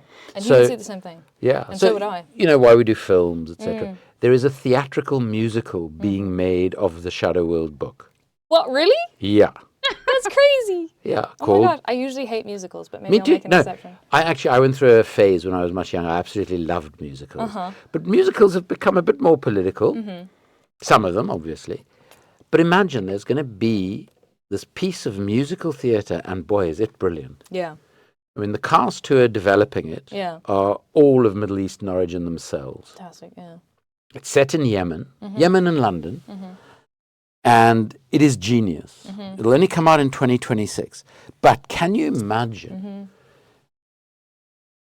given that people who can afford to go to the theatre in cities like London, elsewhere in the UK and around Europe and the States, are probably not, a lot of them are not people who think about militarism and its impact on the world. Yeah. Well, they're going to hear some great songs. Yeah. And they're going to come across some insane and funny characters. Yeah. But they're also going to learn a hell of a lot about the global arms trade. Yeah. And that's what we're looking to do all of the time. Yes. And this seems to me Yeah. such an incredible way of doing it. Yeah, I mean, he was on Piers Morgan multiple Really? times, yes. You know, Yeah. can I just say, Yeah. fair play to Piers Morgan, Yeah. most of whose opinions, frankly, Oh my god, should he's had swill his around in a Morgan. toilet bowl. 100%. And that's about I've said this everything. before as well. And that's about everything. We support the same football team. Yeah. I can't even agree with him about Arsenal. Yeah. Okay. He has to have a shit opinion about everything. Yeah. He's determined. But fair play to him that he has this guy on. He has someone like Loki, the rapper, who is extraordinary Makes a lot of politically. music, He has someone like him on. Yeah. He actually engages with people who think the opposite of him. And I think he deserves respect for that. When he often treats them appallingly Yeah, and tries to shout them down. he does. And And but I succeeds do- often. I do love the way yeah. people shout him down too. Yeah. And people have called him out and people have humiliated him. Yeah. But he still gets people who have different views. Look, he gets Yeah. a whole lot of people on who share his views as Yeah, well, yeah. unfortunately. He has a very profitable humiliation fetish, is how I Of course. you know? Everything about Piers Morgan is about profit, Yeah, sadly. And look, he is a journalist whose reputation as a journalist was Yeah. destroyed Yeah. because as editor, he actually published photos that were photoshopped that actually put troops in danger and put ordinary civilians in danger. So, when it comes to journalistic ethics, Piers Morgan is not our touchstone. Yeah. Let's be clear about Yeah. that. But let's give him respect where it's due. At least Give he him is that prepared to argue with people who have brains. Yeah, publicly, right? Publicly. Yeah. No, Yeah. exactly. As someone said, but he gives them a platform that most. So he of was the on media Piers doesn't. Morgan. Yeah, he's been on Piers Morgan multiple times. He also Great. he's the one I mentioned. He had Bernie Sanders on the stream. Yeah. Okay. Yeah. Great. I wanted to show you another clip here as well. During the LA wildfires, Yeah. he talked to the prisoner firefighters that California Right. uses, Yeah. which I didn't know about. Yeah. I had no idea about it, and then I think yes, a lot Sun of people. Club, This was yeah. actually covered by a lot of traditional media. Huh. I think was it CNN? Fox might have also run a story on this as well. But basically, this interview is covered by a lot of traditional media. Wow. So I just wanted to show you a short bit Sure. from that as well. And this was him out talking to the firefighters. That's also muted. Sorry, let me just do that. Unmute it. Still muted. Production, but once I start doing it, I kind of liked it. But once I get released, I won't do it though, because like I said, it's just too much going on as far as the breathing and as far as the air, different chemicals and stuff like that. And as far as I know, one of the captains that I talked to, basically they said it's just a long-term, health condition, as far as just breathing in all them different chemicals. You guys get any medical after? Like any medical attention? No, they asked us, do we need, like, for us, like, if anybody got hurt, anybody get injured, any medical And issues. Caroline Kwan. But, if it ain't really, like, for, like, you got really hurt on the fire line, sprained ankle, none of that type of stuff, you kind of just, like, go back to, working the next day. Like you say, the 24-hour down, 24-hour up. But you're not really getting a full 24-hour down. You're going to get the 24-hour on the line, you got fighting fire, but you're not getting a full 24-hour down. You got to come back, you got to shower. You gotta go to eat, you gotta go to get lunches, There's also a lot of... This is very specific to what I'm looking for about activity. Hassan to They send gotta go to her. briefing, get the assignment, so it's a lot that's going on. Are you guys staying in these Let me have a tents? look for a quick name. Are they nice? Yeah, they're nice. So they're obviously One showing right the after conditions October in the 7th. God damn, prison sucks. You know they go back to a camp after this. Yeah, we go back to the camp. Raptor stuff, thank you for the 20 months. We go back to the camp, so our camp be like, maybe staging. I mean, our camp's in 20 like months, Palmdale. what? So Whatever, California, actually. So I want to ask you why you joined the program. I did it 14 years ago. When I came back last year, my points was low, and I said, instead of going to the yard, I said, send me to camp. So, yeah. I was Carlsberg 12 years ago. I was at Carlsberg Friday camp 12 years ago. Okay. Unfortunately, I came back to jail. Instead of going to a regular prison yard, I said, send me to camp. They didn't deserve it, you fucking idiot. My goal This is is Caroline Kwan, who's also a student. the continuation of violence. You want way more than 260 people dying. You want every single Palestinian to be fucking executed ruthlessly in the streets so that you can build another fucking Sorry about this, Chad. house. I'm just trying to see another clip. How much time we got? Baying pig. Fucking bloodthirsty Basically, kind of violent just talking about Is that a the nowhere? conditions. They Yeah. ask, and he asks them again, It sort of happens out questions of in nowhere. a fairly, and I think he talks about this a lot. Not to gas him up too much, doesn't Were he? there two Hassans? Because I'm But looking for a clip. he talks a lot about talking in plain English, basically, when it comes to both, people in power, Yeah. people you disagree with, and also people who, it's like, in this situation where, some may have very well, sort of constructed political opinions, some might not. But either way, we're out here having these discussions. What are the conditions that you experience? What is your lived amazing. experience, Yeah. And then sort of we can build a narrative from there in terms of, from this we can build a narrative about the prison industrial complex, about the terrible condition of U.S. prisons, right? That most of them say, like, we saw the picture of the tents there and the conditions that they're living in. And in the response to the question, is this better than being in prison? They say, yeah, like 100 times better, And that's what he said. really Goddamn, prison impressive. sucks, right? Yeah. And it's like we're forming a narrative here by having a regular conversation with regular people. It's amazing. Either way, we can extrapolate this narrative, and I think this sort of work is so important for normalizing politics and normalizing everyday people being involved and interested in politics, because it plays a role, in all It's the things that we amazing. experience. Yeah. I need to get on Twitch, clearly. Clearly, well, you've got an account. I've got an account got an now, account. but we should say you set up for me, because I wouldn't have known how to. But I did set it up for you, yes. Yeah. And I followed Little Bear on it, and Hassan, and myself. So brilliant. Little Bear is in chat as well. I'm gonna play this clip as well. So here in this, They didn't deserve it, you the context of this is where he gets really quite upset. This is actually the clip I wanted to find. Thank you so much, LB. Basically, in the context of this clip, there's a chatter who's calling him, someone in the chat who's calling him anti-Semitic for Right. his support of Palestine. You know this, we know this. This is obviously a common punishment. I'm a self-hating anti-Semitic Jew, Yes, yeah. because I happen to think Israel shouldn't be allowed to kill people. Of course, Yeah. yeah, and that's And because worst my thing mother can be, taught me that yeah. never again actually meant for all humanity, not Yeah. just Jews. I think, let me just try and minimize so I'm playing this full screen, folks. I'm sorry if it's displaying a little bit weirdly on stream, but just give me a moment. So yes, here's the chat. It says, Okay. you know what shouldn't happen? Killing 260 people at a music festival. Yeah, and they deserved it. Smooth brain. So he's just criticizing Yeah. him for being anti-Semitic, okay? And this is the other side of his commentary, right? Is that he gets genuinely emotional Yeah. on screen, which I think is powerful. Yeah. We'll see. They didn't deserve it, you fucking idiot. My goal is solutions. Your goal is the continuation of violence. You want way more than 260 people dying. You want every single Palestinian to be fucking executed ruthlessly in the streets so that you can build another fucking theme park in Gaza. You fucking baying pig. You fucking bloodthirsty, violent pig dog. Suck my dick. Wow. How do you think this happens? You think it happens out of nowhere? You think these people are just like, oh, we were violent because we want to be violent? You think that's where violence culminates from?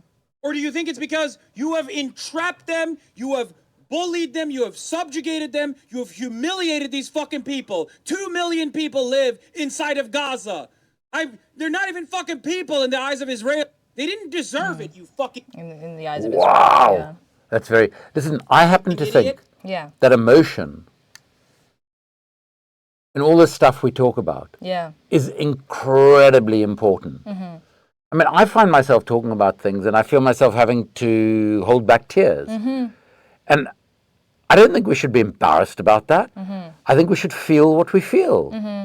And I think if you're going to get bloody angry with someone like that, you know, when someone says something like that on a public platform, then, you know, the whole shit about respect and dignity, I'm afraid it obviously falls away. Because here you have someone who is effectively a genocidalist, who is suggesting that all these people need to be murdered, and that's the only solution. And, you know, that's like the final solution that was proposed by Adolf Hitler. And I don't think Mandela's advice was treat Adolf Hitler with respect and dignity while he is slaughtering 12 million people. I mean, I think, as I say, for me, it's when somebody shows disrespect to someone else that I think they lose the right to be treated with respect and dignity themselves.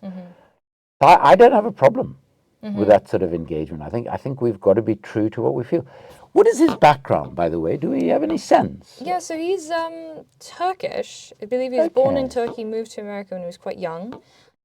His No, wrong, uncle, but anyway, it's fine. Works for the Young Turks. Oh. I've suddenly blanked on his name. I usually know his name, but I've just blanked on his name. Somebody put it in the chat, please. My memory for names is so bad now that I just... But, so that's very interesting. Yeah, so so there's somebody in the family... Muslim. He's culturally Muslim as well. And so he has someone in the family who sort of works or has worked in sort of news and stuff. But as far as I understand it, he grew up with,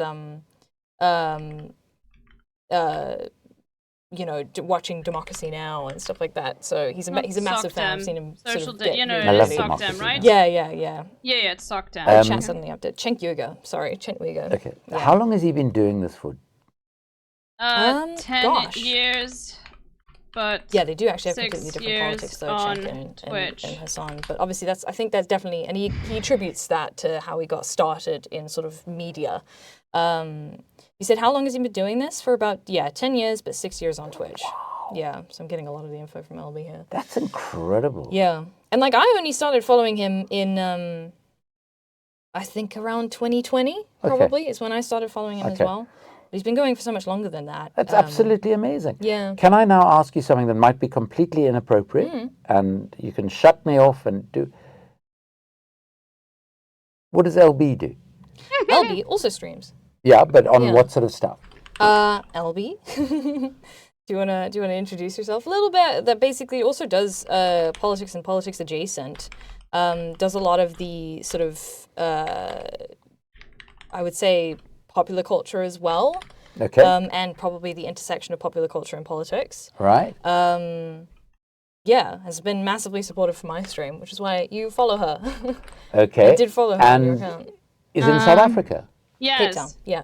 Whoa, okay. Yeah. And I've met her and she's a delightful person. Amazing. Yeah. How amazing. Yeah. Okay. And there's a lot of her people who are in the chat right now. She so- explained Okay, I so don't need to I'm say anything definitely else. going to start looking at LB stuff. Yes. Because I'm now going to try and find the time to spend some time on Twitch. Yay. And I'm really, really looking forward to seeing what people are talking about. Yeah. There's a lot of South African agitprop. Yeah. Saying what sort of stuff? I guess just kind of, you know, a lot of the same stuff that you've said, I think. Like, you know, just talking about South African politics, and she occasionally just has these moments of, you know, sharing stuff about Nelson Mandela. I think she's shared an entire documentary, stream about apartheid and Nelson Mandela and stuff. Yeah. Yeah, I played some from, what's it called again? Have you heard from Johannesburg? I mean, I think in South Africa, We have a story to tell. There's a lot of stuff that we need to be worried about in terms of our politics. Still didn't that finish isn't it. No, going we well. will. We will though. But, you know, as we were talking earlier, the fundamentals. A classic me not We've finishing actually achieved things. something remarkable, and I think we as South Africans often forget that. Yeah. It's maybe slightly easier from a distance when we're not living in South Africa, as you know, like you and I. But it's really, really important. It's why the ICJ thing, I think, was actually important for South Africa too. Yeah. It reminded us Yes. of what we'd gone through Yeah. and how we managed to have the transition we had, Yeah. which of course has created all of the socioeconomic problems, et cetera, and the inequalities and the, you know. I mean, I would argue, I've obviously known Cyril for decades and decades. The person you want leading a country that has South Africa's challenges, not necessarily a billionaire. Yeah, like Cyril Who has Ramaphosa. a few $1 million stuffed into their couch. But I don't know if you're aware, there are more social protests in South Africa every day Yeah. than anywhere else in the world. Yeah. And the fact is that the one I did thing not know we that. should be incredibly proud of is we didn't take the oppression of apartheid by just saying, okay, well, this is our lot. We strove against it for so long and eventually won, at least partially. And even now, you know, yeah, we have a sort of a democratic government in place. Don't know Fala Farm? When our councillors aren't delivering for us, No, I do they're know corrupt. about the money that was when our stuffed into his, politicians in his Parliament are like farm. Like he politicians had a whole everywhere in bunch the of world cash hiding representing in his themselves farm. and their billionaire and corporate donors. If that's what you're referring to. We make noise about it. We protest about it. And that's good. And we've got to keep on doing that. And in the South African context, we've got to figure out how do we organize that politically? Because it's not manifesting as an organized political movement. It's manifesting as little bits and pieces happening all over the place. Yeah. Where people are just gatful. Yeah. Oh boy, and does the English language need an equivalent of gatful? Gatful. Yeah. That means fed like up doesn't really fed cover up. it. Oof. Yeah, basically. You know? No, Gutful. Doesn't really cover it. no, Yeah. really doesn't. Yeah. And I think, you know, South Africans, because of what we've lived through, because of the fact that we don't just sit back and say, ah, well, this is our lot, what the hell?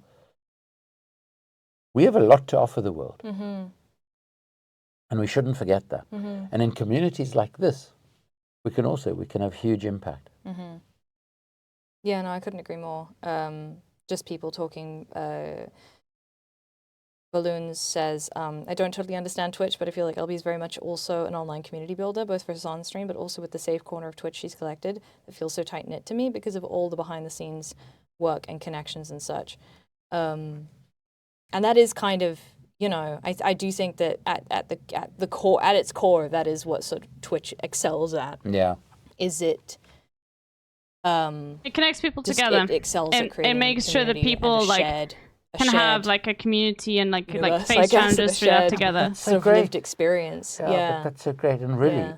I mean, first of all, thank you so much for inviting me into your community, No your problem. communities. No, problem. thank Because you. it Happy to have you. Yeah. Feels like multiple communities. It is, but very much also so, yeah. all strength and power to you, because I think this is potentially very, very powerful. And I'm really I'm interested to see what you do and what you talk about. I'm very interested to see what LB is talking about and, and the Well, you're impact welcome, you're all Andrew. having. And then So you much, can yeah. see from the example of her son Yeah. what is also possible to do. And let's have people from all over the place gaining that sort of a platform Yeah. and that sort of an audience. Yeah. And Yeah, you we know, need to if you connect can him make to a his living son. I'm from it, going to great, work but on that, shouldn't be okay? the purpose of it. The purpose of it should be I'm gonna get have in impact. contact with Yeah. him. and to create Through space Surf, for and community. My idea is Yeah. to get him on his on stream. Yeah. That's gonna No, be it's you know, to to talk about his book. I feel very and weapons trades in grateful particular, to have the because community Hassan that is I not do. I interested saw in this just streaming having on some a whim, random basically. like leftist and I was too activist on. scared to talk about politics at first because Yeah. I thought, oh, you know, I'm a woman on the internet. That's kind of a scary thing to talk about. You know, what could happen? But I do think it's actually when I started talking about politics more sort of overtly is when you start having people, you know, becoming sort of ride or dies, because it's like, yeah, we agree on these key issues, and I can tell what kind of person you are, and people can tell what kind of people each other are in the chat That's from the kind amazing. of, you know, Yeah, things that's that we agree wonderful. on and the kind of things that we enjoy and find funny, that kind of thing. All right, everyone have a great combo. So I'm very grateful. I'm to, already to crafting in my head how I'm gonna send Hassan a message. I'm gonna be like, look, he was on Democracy Now! That's the first thing I'm gonna like. Absolutely, and I'm thinking, like, in the future, if you keep ever want to going. talk about the And global I think arms it's great trade, that you found he is an this expert space. on this stuff. And really, all credit Then, you know. to LB for the support they've given you. Thank you. Because I think it's really, really important, and it's what the community's about. And you don't do it for your own recognition. You do it because you're building a bigger and a stronger and a more vibrant community. Hassan loves reacting to people reacting to him. And that's how we're going to change the world. Well, this is very unique, and he building won't know these who Andrew communities, Feinstein and is. you I know, doubt he will, so I'll have to introduce him things to are him. horrible at the moment. Things are really, really horrible. Yeah. But wow, at the same time, you know, I hear about things like this. I go out into communities I've worked in for years, all over the UK, all over the world. And there are so many. He's reacted to him before, but he didn't know. Yes, he has, Most Frog of them Eyes. young people.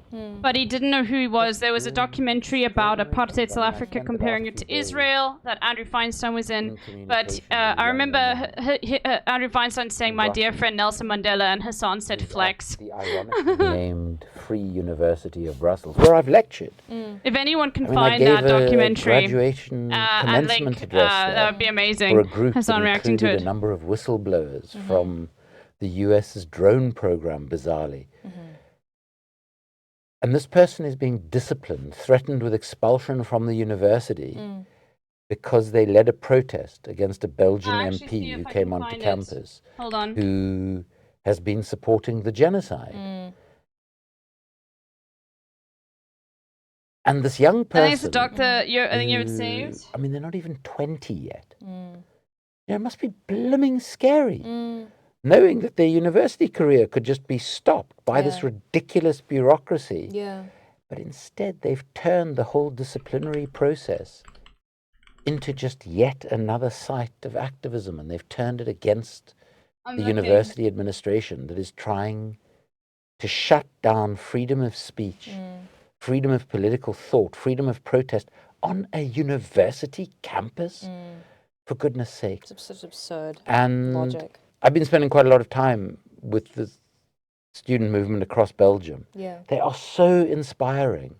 And, you know, I was there over the weekend, and they were so grateful to me as I was leaving. And I said to them, I'm the one who needs to be grateful. Yeah.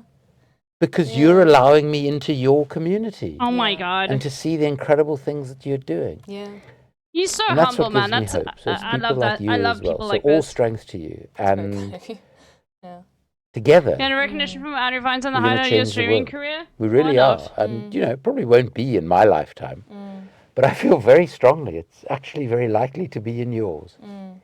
And that makes me feel far better about the world. Really does. So thank you. Thank you, chat. Thank you so much.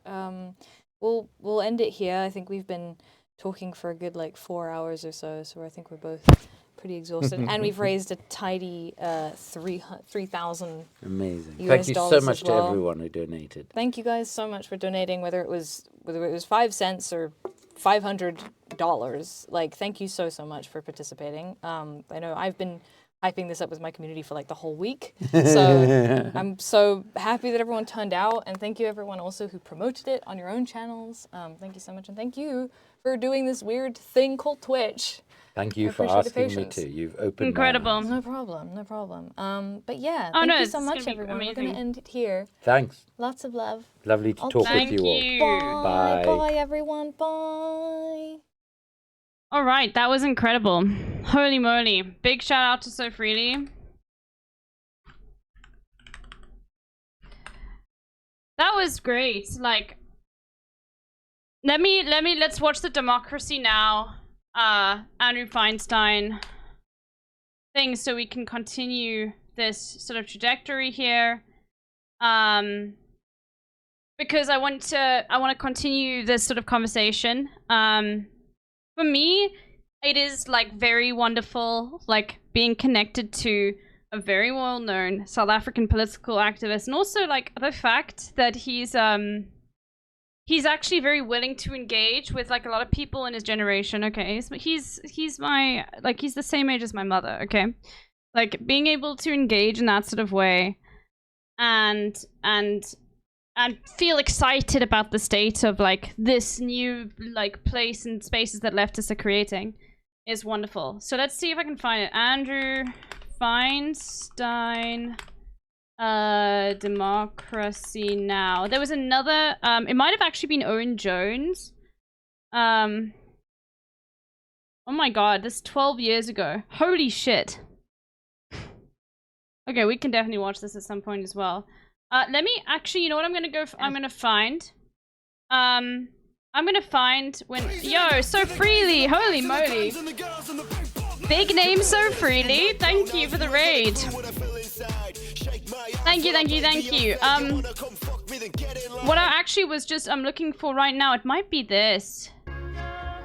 So, thank you for the 14 months. So, essentially, I remember, actually, Hassan has reacted to Andrew Feinstein before. I remember there was a specific documentary he was watching about the conversations of, I think Desmond Tutu was in it too. But older clips of Desmond Tutu talking about Israel, Palestine in the context of taking it from, you know, South African anti-apartheid activists. And I remember that Andrew Feinstein said, my dear friend, or I don't know, my friend Nelson Mandela. And Hassan replied, oh my gosh, flex. So let's see if we can find that quickly, because that would actually be very cool to have a look at. Because I remember Hassan reacting to something that you were in. And I think, let's see. We need a new leftist resurgence globally. It's time for the full US to rebuild the momentum, connecting these activists to new influences. A big help to build stronger networks and communities. 100%. 100%. Everybody's, as like Andrew says, got their part to play. Let's see. Hassanabi. Let's see, South Africa, if anything comes up. Otherwise, I'll have to do a deeper search, because I'm interested to see it now. No, everything's to do with Elon Musk. Oh, fuck. It's all to do with Elon Musk. God. Okay. Tell me the date and I will find it. No. That's the thing, is I don't know the date. Okay. Hold on. Give me a second. I need to look through my clips to find a date when Hassan was reacting to that Desmond Tutu clip. Give me a second, let me find this quickly.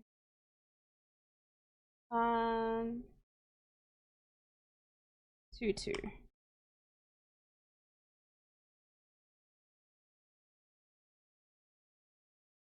Okay, so this was May the 28th. I think it was this one. I'm not actually sure if it was this documentary. Let me just quickly check. And that was 2024. Okay. But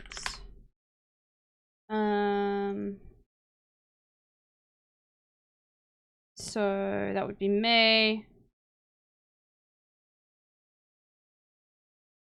and it was the 28th, but that could be in my time zone, so it could be a different day. Yeah, it's the 27th. Let's see.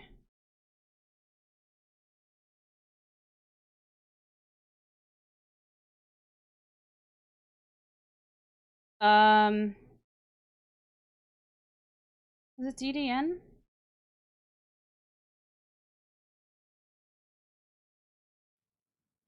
Oh my god, look at that! Oh my god. Yeah, it was Double Down News. Okay, let's watch this.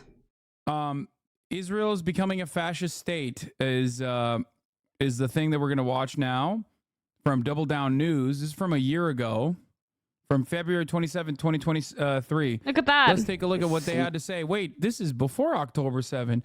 How did they know? Walking into fascism. And it is not and should Who's not that, chat? be controversial to say so. The question that raises itself is whether Israel has a Jewish supremacy problem. We've always spoken about Jewish self-determination in the context of the State of Israel, but we are now at the point where Jewish supremacy That was in that the guy on the State of TV, Israel yeah. is determining the nature and functioning of the Israeli state. Former Prime Minister Ehud Barak has said this government shows signs of fascism. The mayor of Tel Aviv I wonder if there's has any warned TOS that though. Israel is headed towards a fascist theocracy. And Israel's leading newspaper is publishing editorials expressing concern about what they've... It is pretty funny Always to think about eating. because this is pre-October 7. Like literally all of the fucking people that were saying Israel's, bouldering towards fascism are now on like unconditional dick riders of said fascism. And they always were, to be fair. Like called they were just like looking Kaz, for, come on. one thing to tilt them permanently in that direction even further than they were. Israel sleepwalking into Jewish fascism. It's official now. Fascism is us. So let's take a closer look at some of the people who Oh god, constitute yeah, there this we go. new... There we go. I literally personally watched this video and only just now made the connection. Incredible. So, Andrew Feinstein has been on the House Never broadcast, which is just incredible. With 30,000 people watching. I'm gonna see what I can do to connect Hassan and Andrew. Yeah, full Israeli circle. government. Bezalel Smotrich of religious Zionism is the finance minister and minister in the defense ministry who lives in an illegal settlement. Smotrich is a notorious racist and a Jewish ultranationalist. He describes himself quite proudly as a fascist homophobe. Then there's Ben Gvir of Jewish Power, previously convicted in Israel of incitement to racism and supporting a terrorist organization. Ben Gvir lives in an illegal settlement in Hebron. Ben Gvir's mentor, Rabbi Meir Kahane, established the Kach movement. This is our country, it is not theirs. I want the Arabs out. They must go. That is the message. They must go. American, by the way. Once again, we can't just,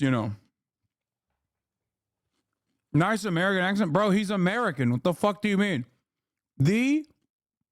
One of the most racist Jewish supremacist movements is literally an American dude from fucking Long Island or some shit, okay?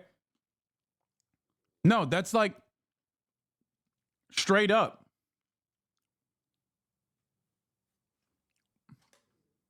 He was committed to the use of specifically Jewish violence from Brooklyn to effect such changes. If I were the Minister of Defense, there wouldn't be one Arab left here. I want the Arabs out. Hassan has been trying for so long also, he's got connections to Corbyn. But he said for so long, yeah, we're going to have Corbyn on the broadcast. He needs to have Corbyn on the broadcast. He was also supposed to meet up with him in the UK. Are you encouraging your people to go out on the streets and to attack Arabs as has happened in... I call upon the Jews to do anything imaginable and anything possible which will encourage the Arabs to get out of this country. Busy guy, shaking my head. Anything possible. I want them out alive, and if not alive, yeah, dead. I think when he was supposed to meet with Corbyn had double booked or something, if I recall. I want to point something really funny. But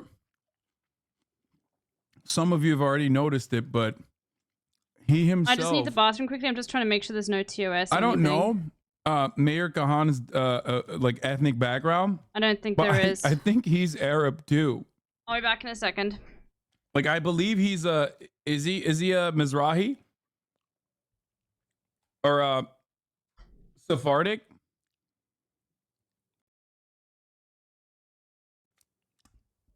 Because I don't think he's Ashkenazi. Just something to think about. By the way, he literally was designated as a terrorist by the American state and the Israeli state. Think about how fucking unhinged you are.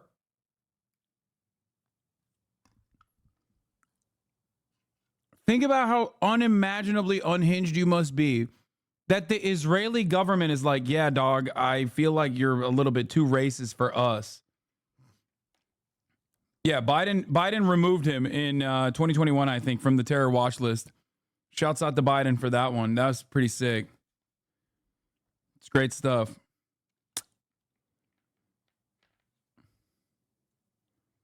He's Polish Latvian.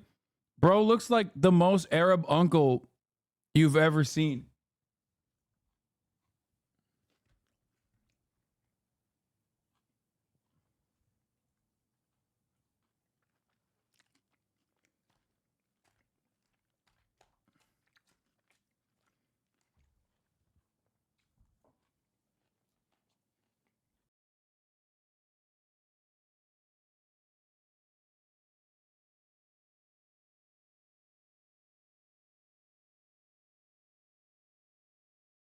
Oh shit, you can't hear me. Sorry, I was muted. You changed your name color again? Again? We all know you're gonna just go back to hot pink. I don't know why you insist on doing this every single time.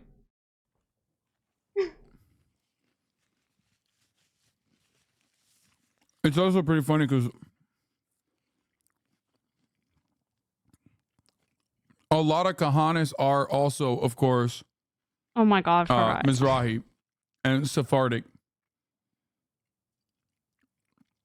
Like literally, they're like Ben Gvir, for example, that they're talking about right here is from Iraq, which means that they have Arab origin. Yeah, so I think it is definitely in this video one of the best. Yes, it is. Okay. Desmond Tutu clip. So you guys are gonna see one of my favorite Hasnabi moments of all time in this react. It's so interesting that they coincide. He's Ashkenazi. His ancestry dates back to the 17th century in Ukraine. That's crazy because he literally looks like he could be one of Saddam's body doubles. Regardless, though, Ben Gvir is you're so racist. That one Iranian dude, shut the fuck up, bitch. No, don't come at me at the top of the hour and be like, you're so racist. Why? Because you're serving ads to everyone at the top of the hour. There you go.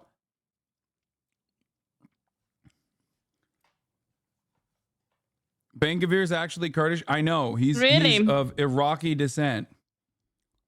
Of Iraqi origin. Yeah, look at Kaya in the back. Remember top of the hour outbreaks? Yeah.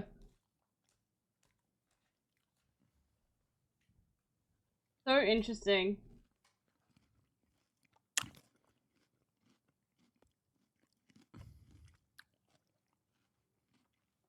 Anyway, here's a 3-minute outbreak now. So extreme that the US classified Kach as a terrorist organization in 1997. And Kahani was the inspiration for Baruch Goldstein, another settler from the Hebron settlements who murdered over 20 innocent Palestinians in cold blood. Goldstein's portrait still hangs in Hebron, on the wall of Itamar Ben Gvir. אמירה מאוד מאוד מפורשת. כשהבן שלך בא ושואל אותך, מי זה אבא? מי זה האיש הזה שם בתמונה? שהוא צדיק, שהוא גיבור, אני אומר... Ben Gvir is now in charge of the police in the occupied territories. Orit Strock of the Religious Zionism Party is the National Missions Minister. She is yet another leading member of the settler community in Hebron. She said doctors shouldn't be required to treat patients when it contradicts their religious beliefs. This is like a cabinet going back to the Dark Ages, a government of settlers who live on illegal settlements across the occupied Palestinian territories. And it is explicit government policy that Greater Israel, which includes the Palestinian territories, belong to Jewish Israelis. The idea of Palestinian territories, of a Palestinian homeland, is total anathema to this Israeli government. As early as 1948, some of the world's greatest Jewish thinkers were already asking questions about Israel and the specter of fascism. In a letter written by Albert Einstein, Hannah Arendt, author of the... I'm sick and tired of these fucking Hamas supporters, bro. You know what I mean? Just classic.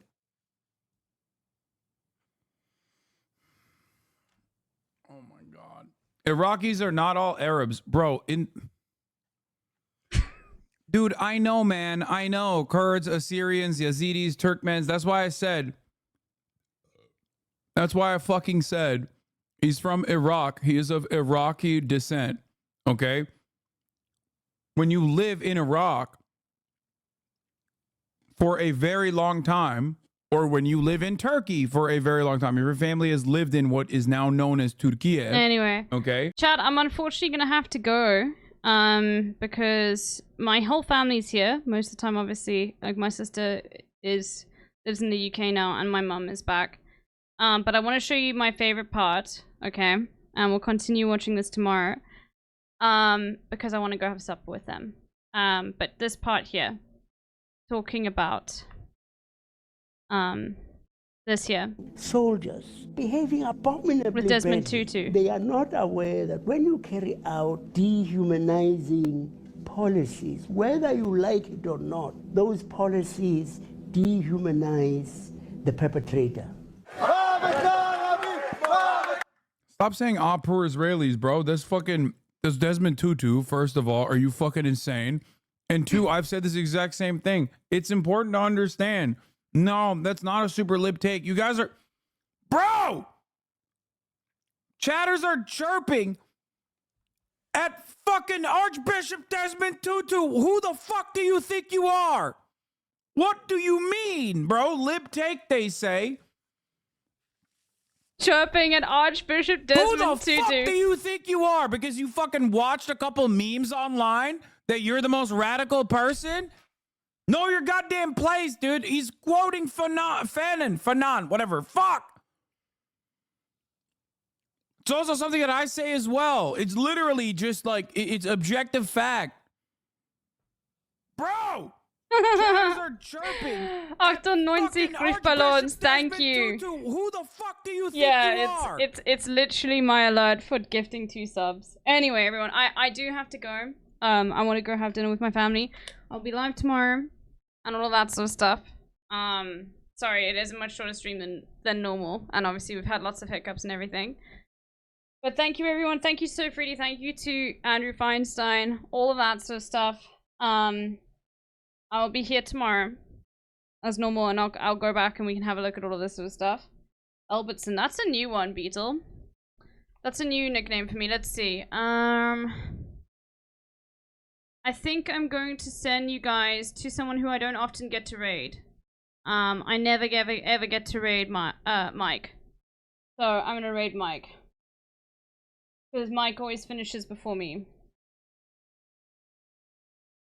Central Committee. Alright. Mike Fromper, yes. Mike Fromper. Fromper. Story of Mike's life. Alright, everyone. I am going to see all of you tomorrow.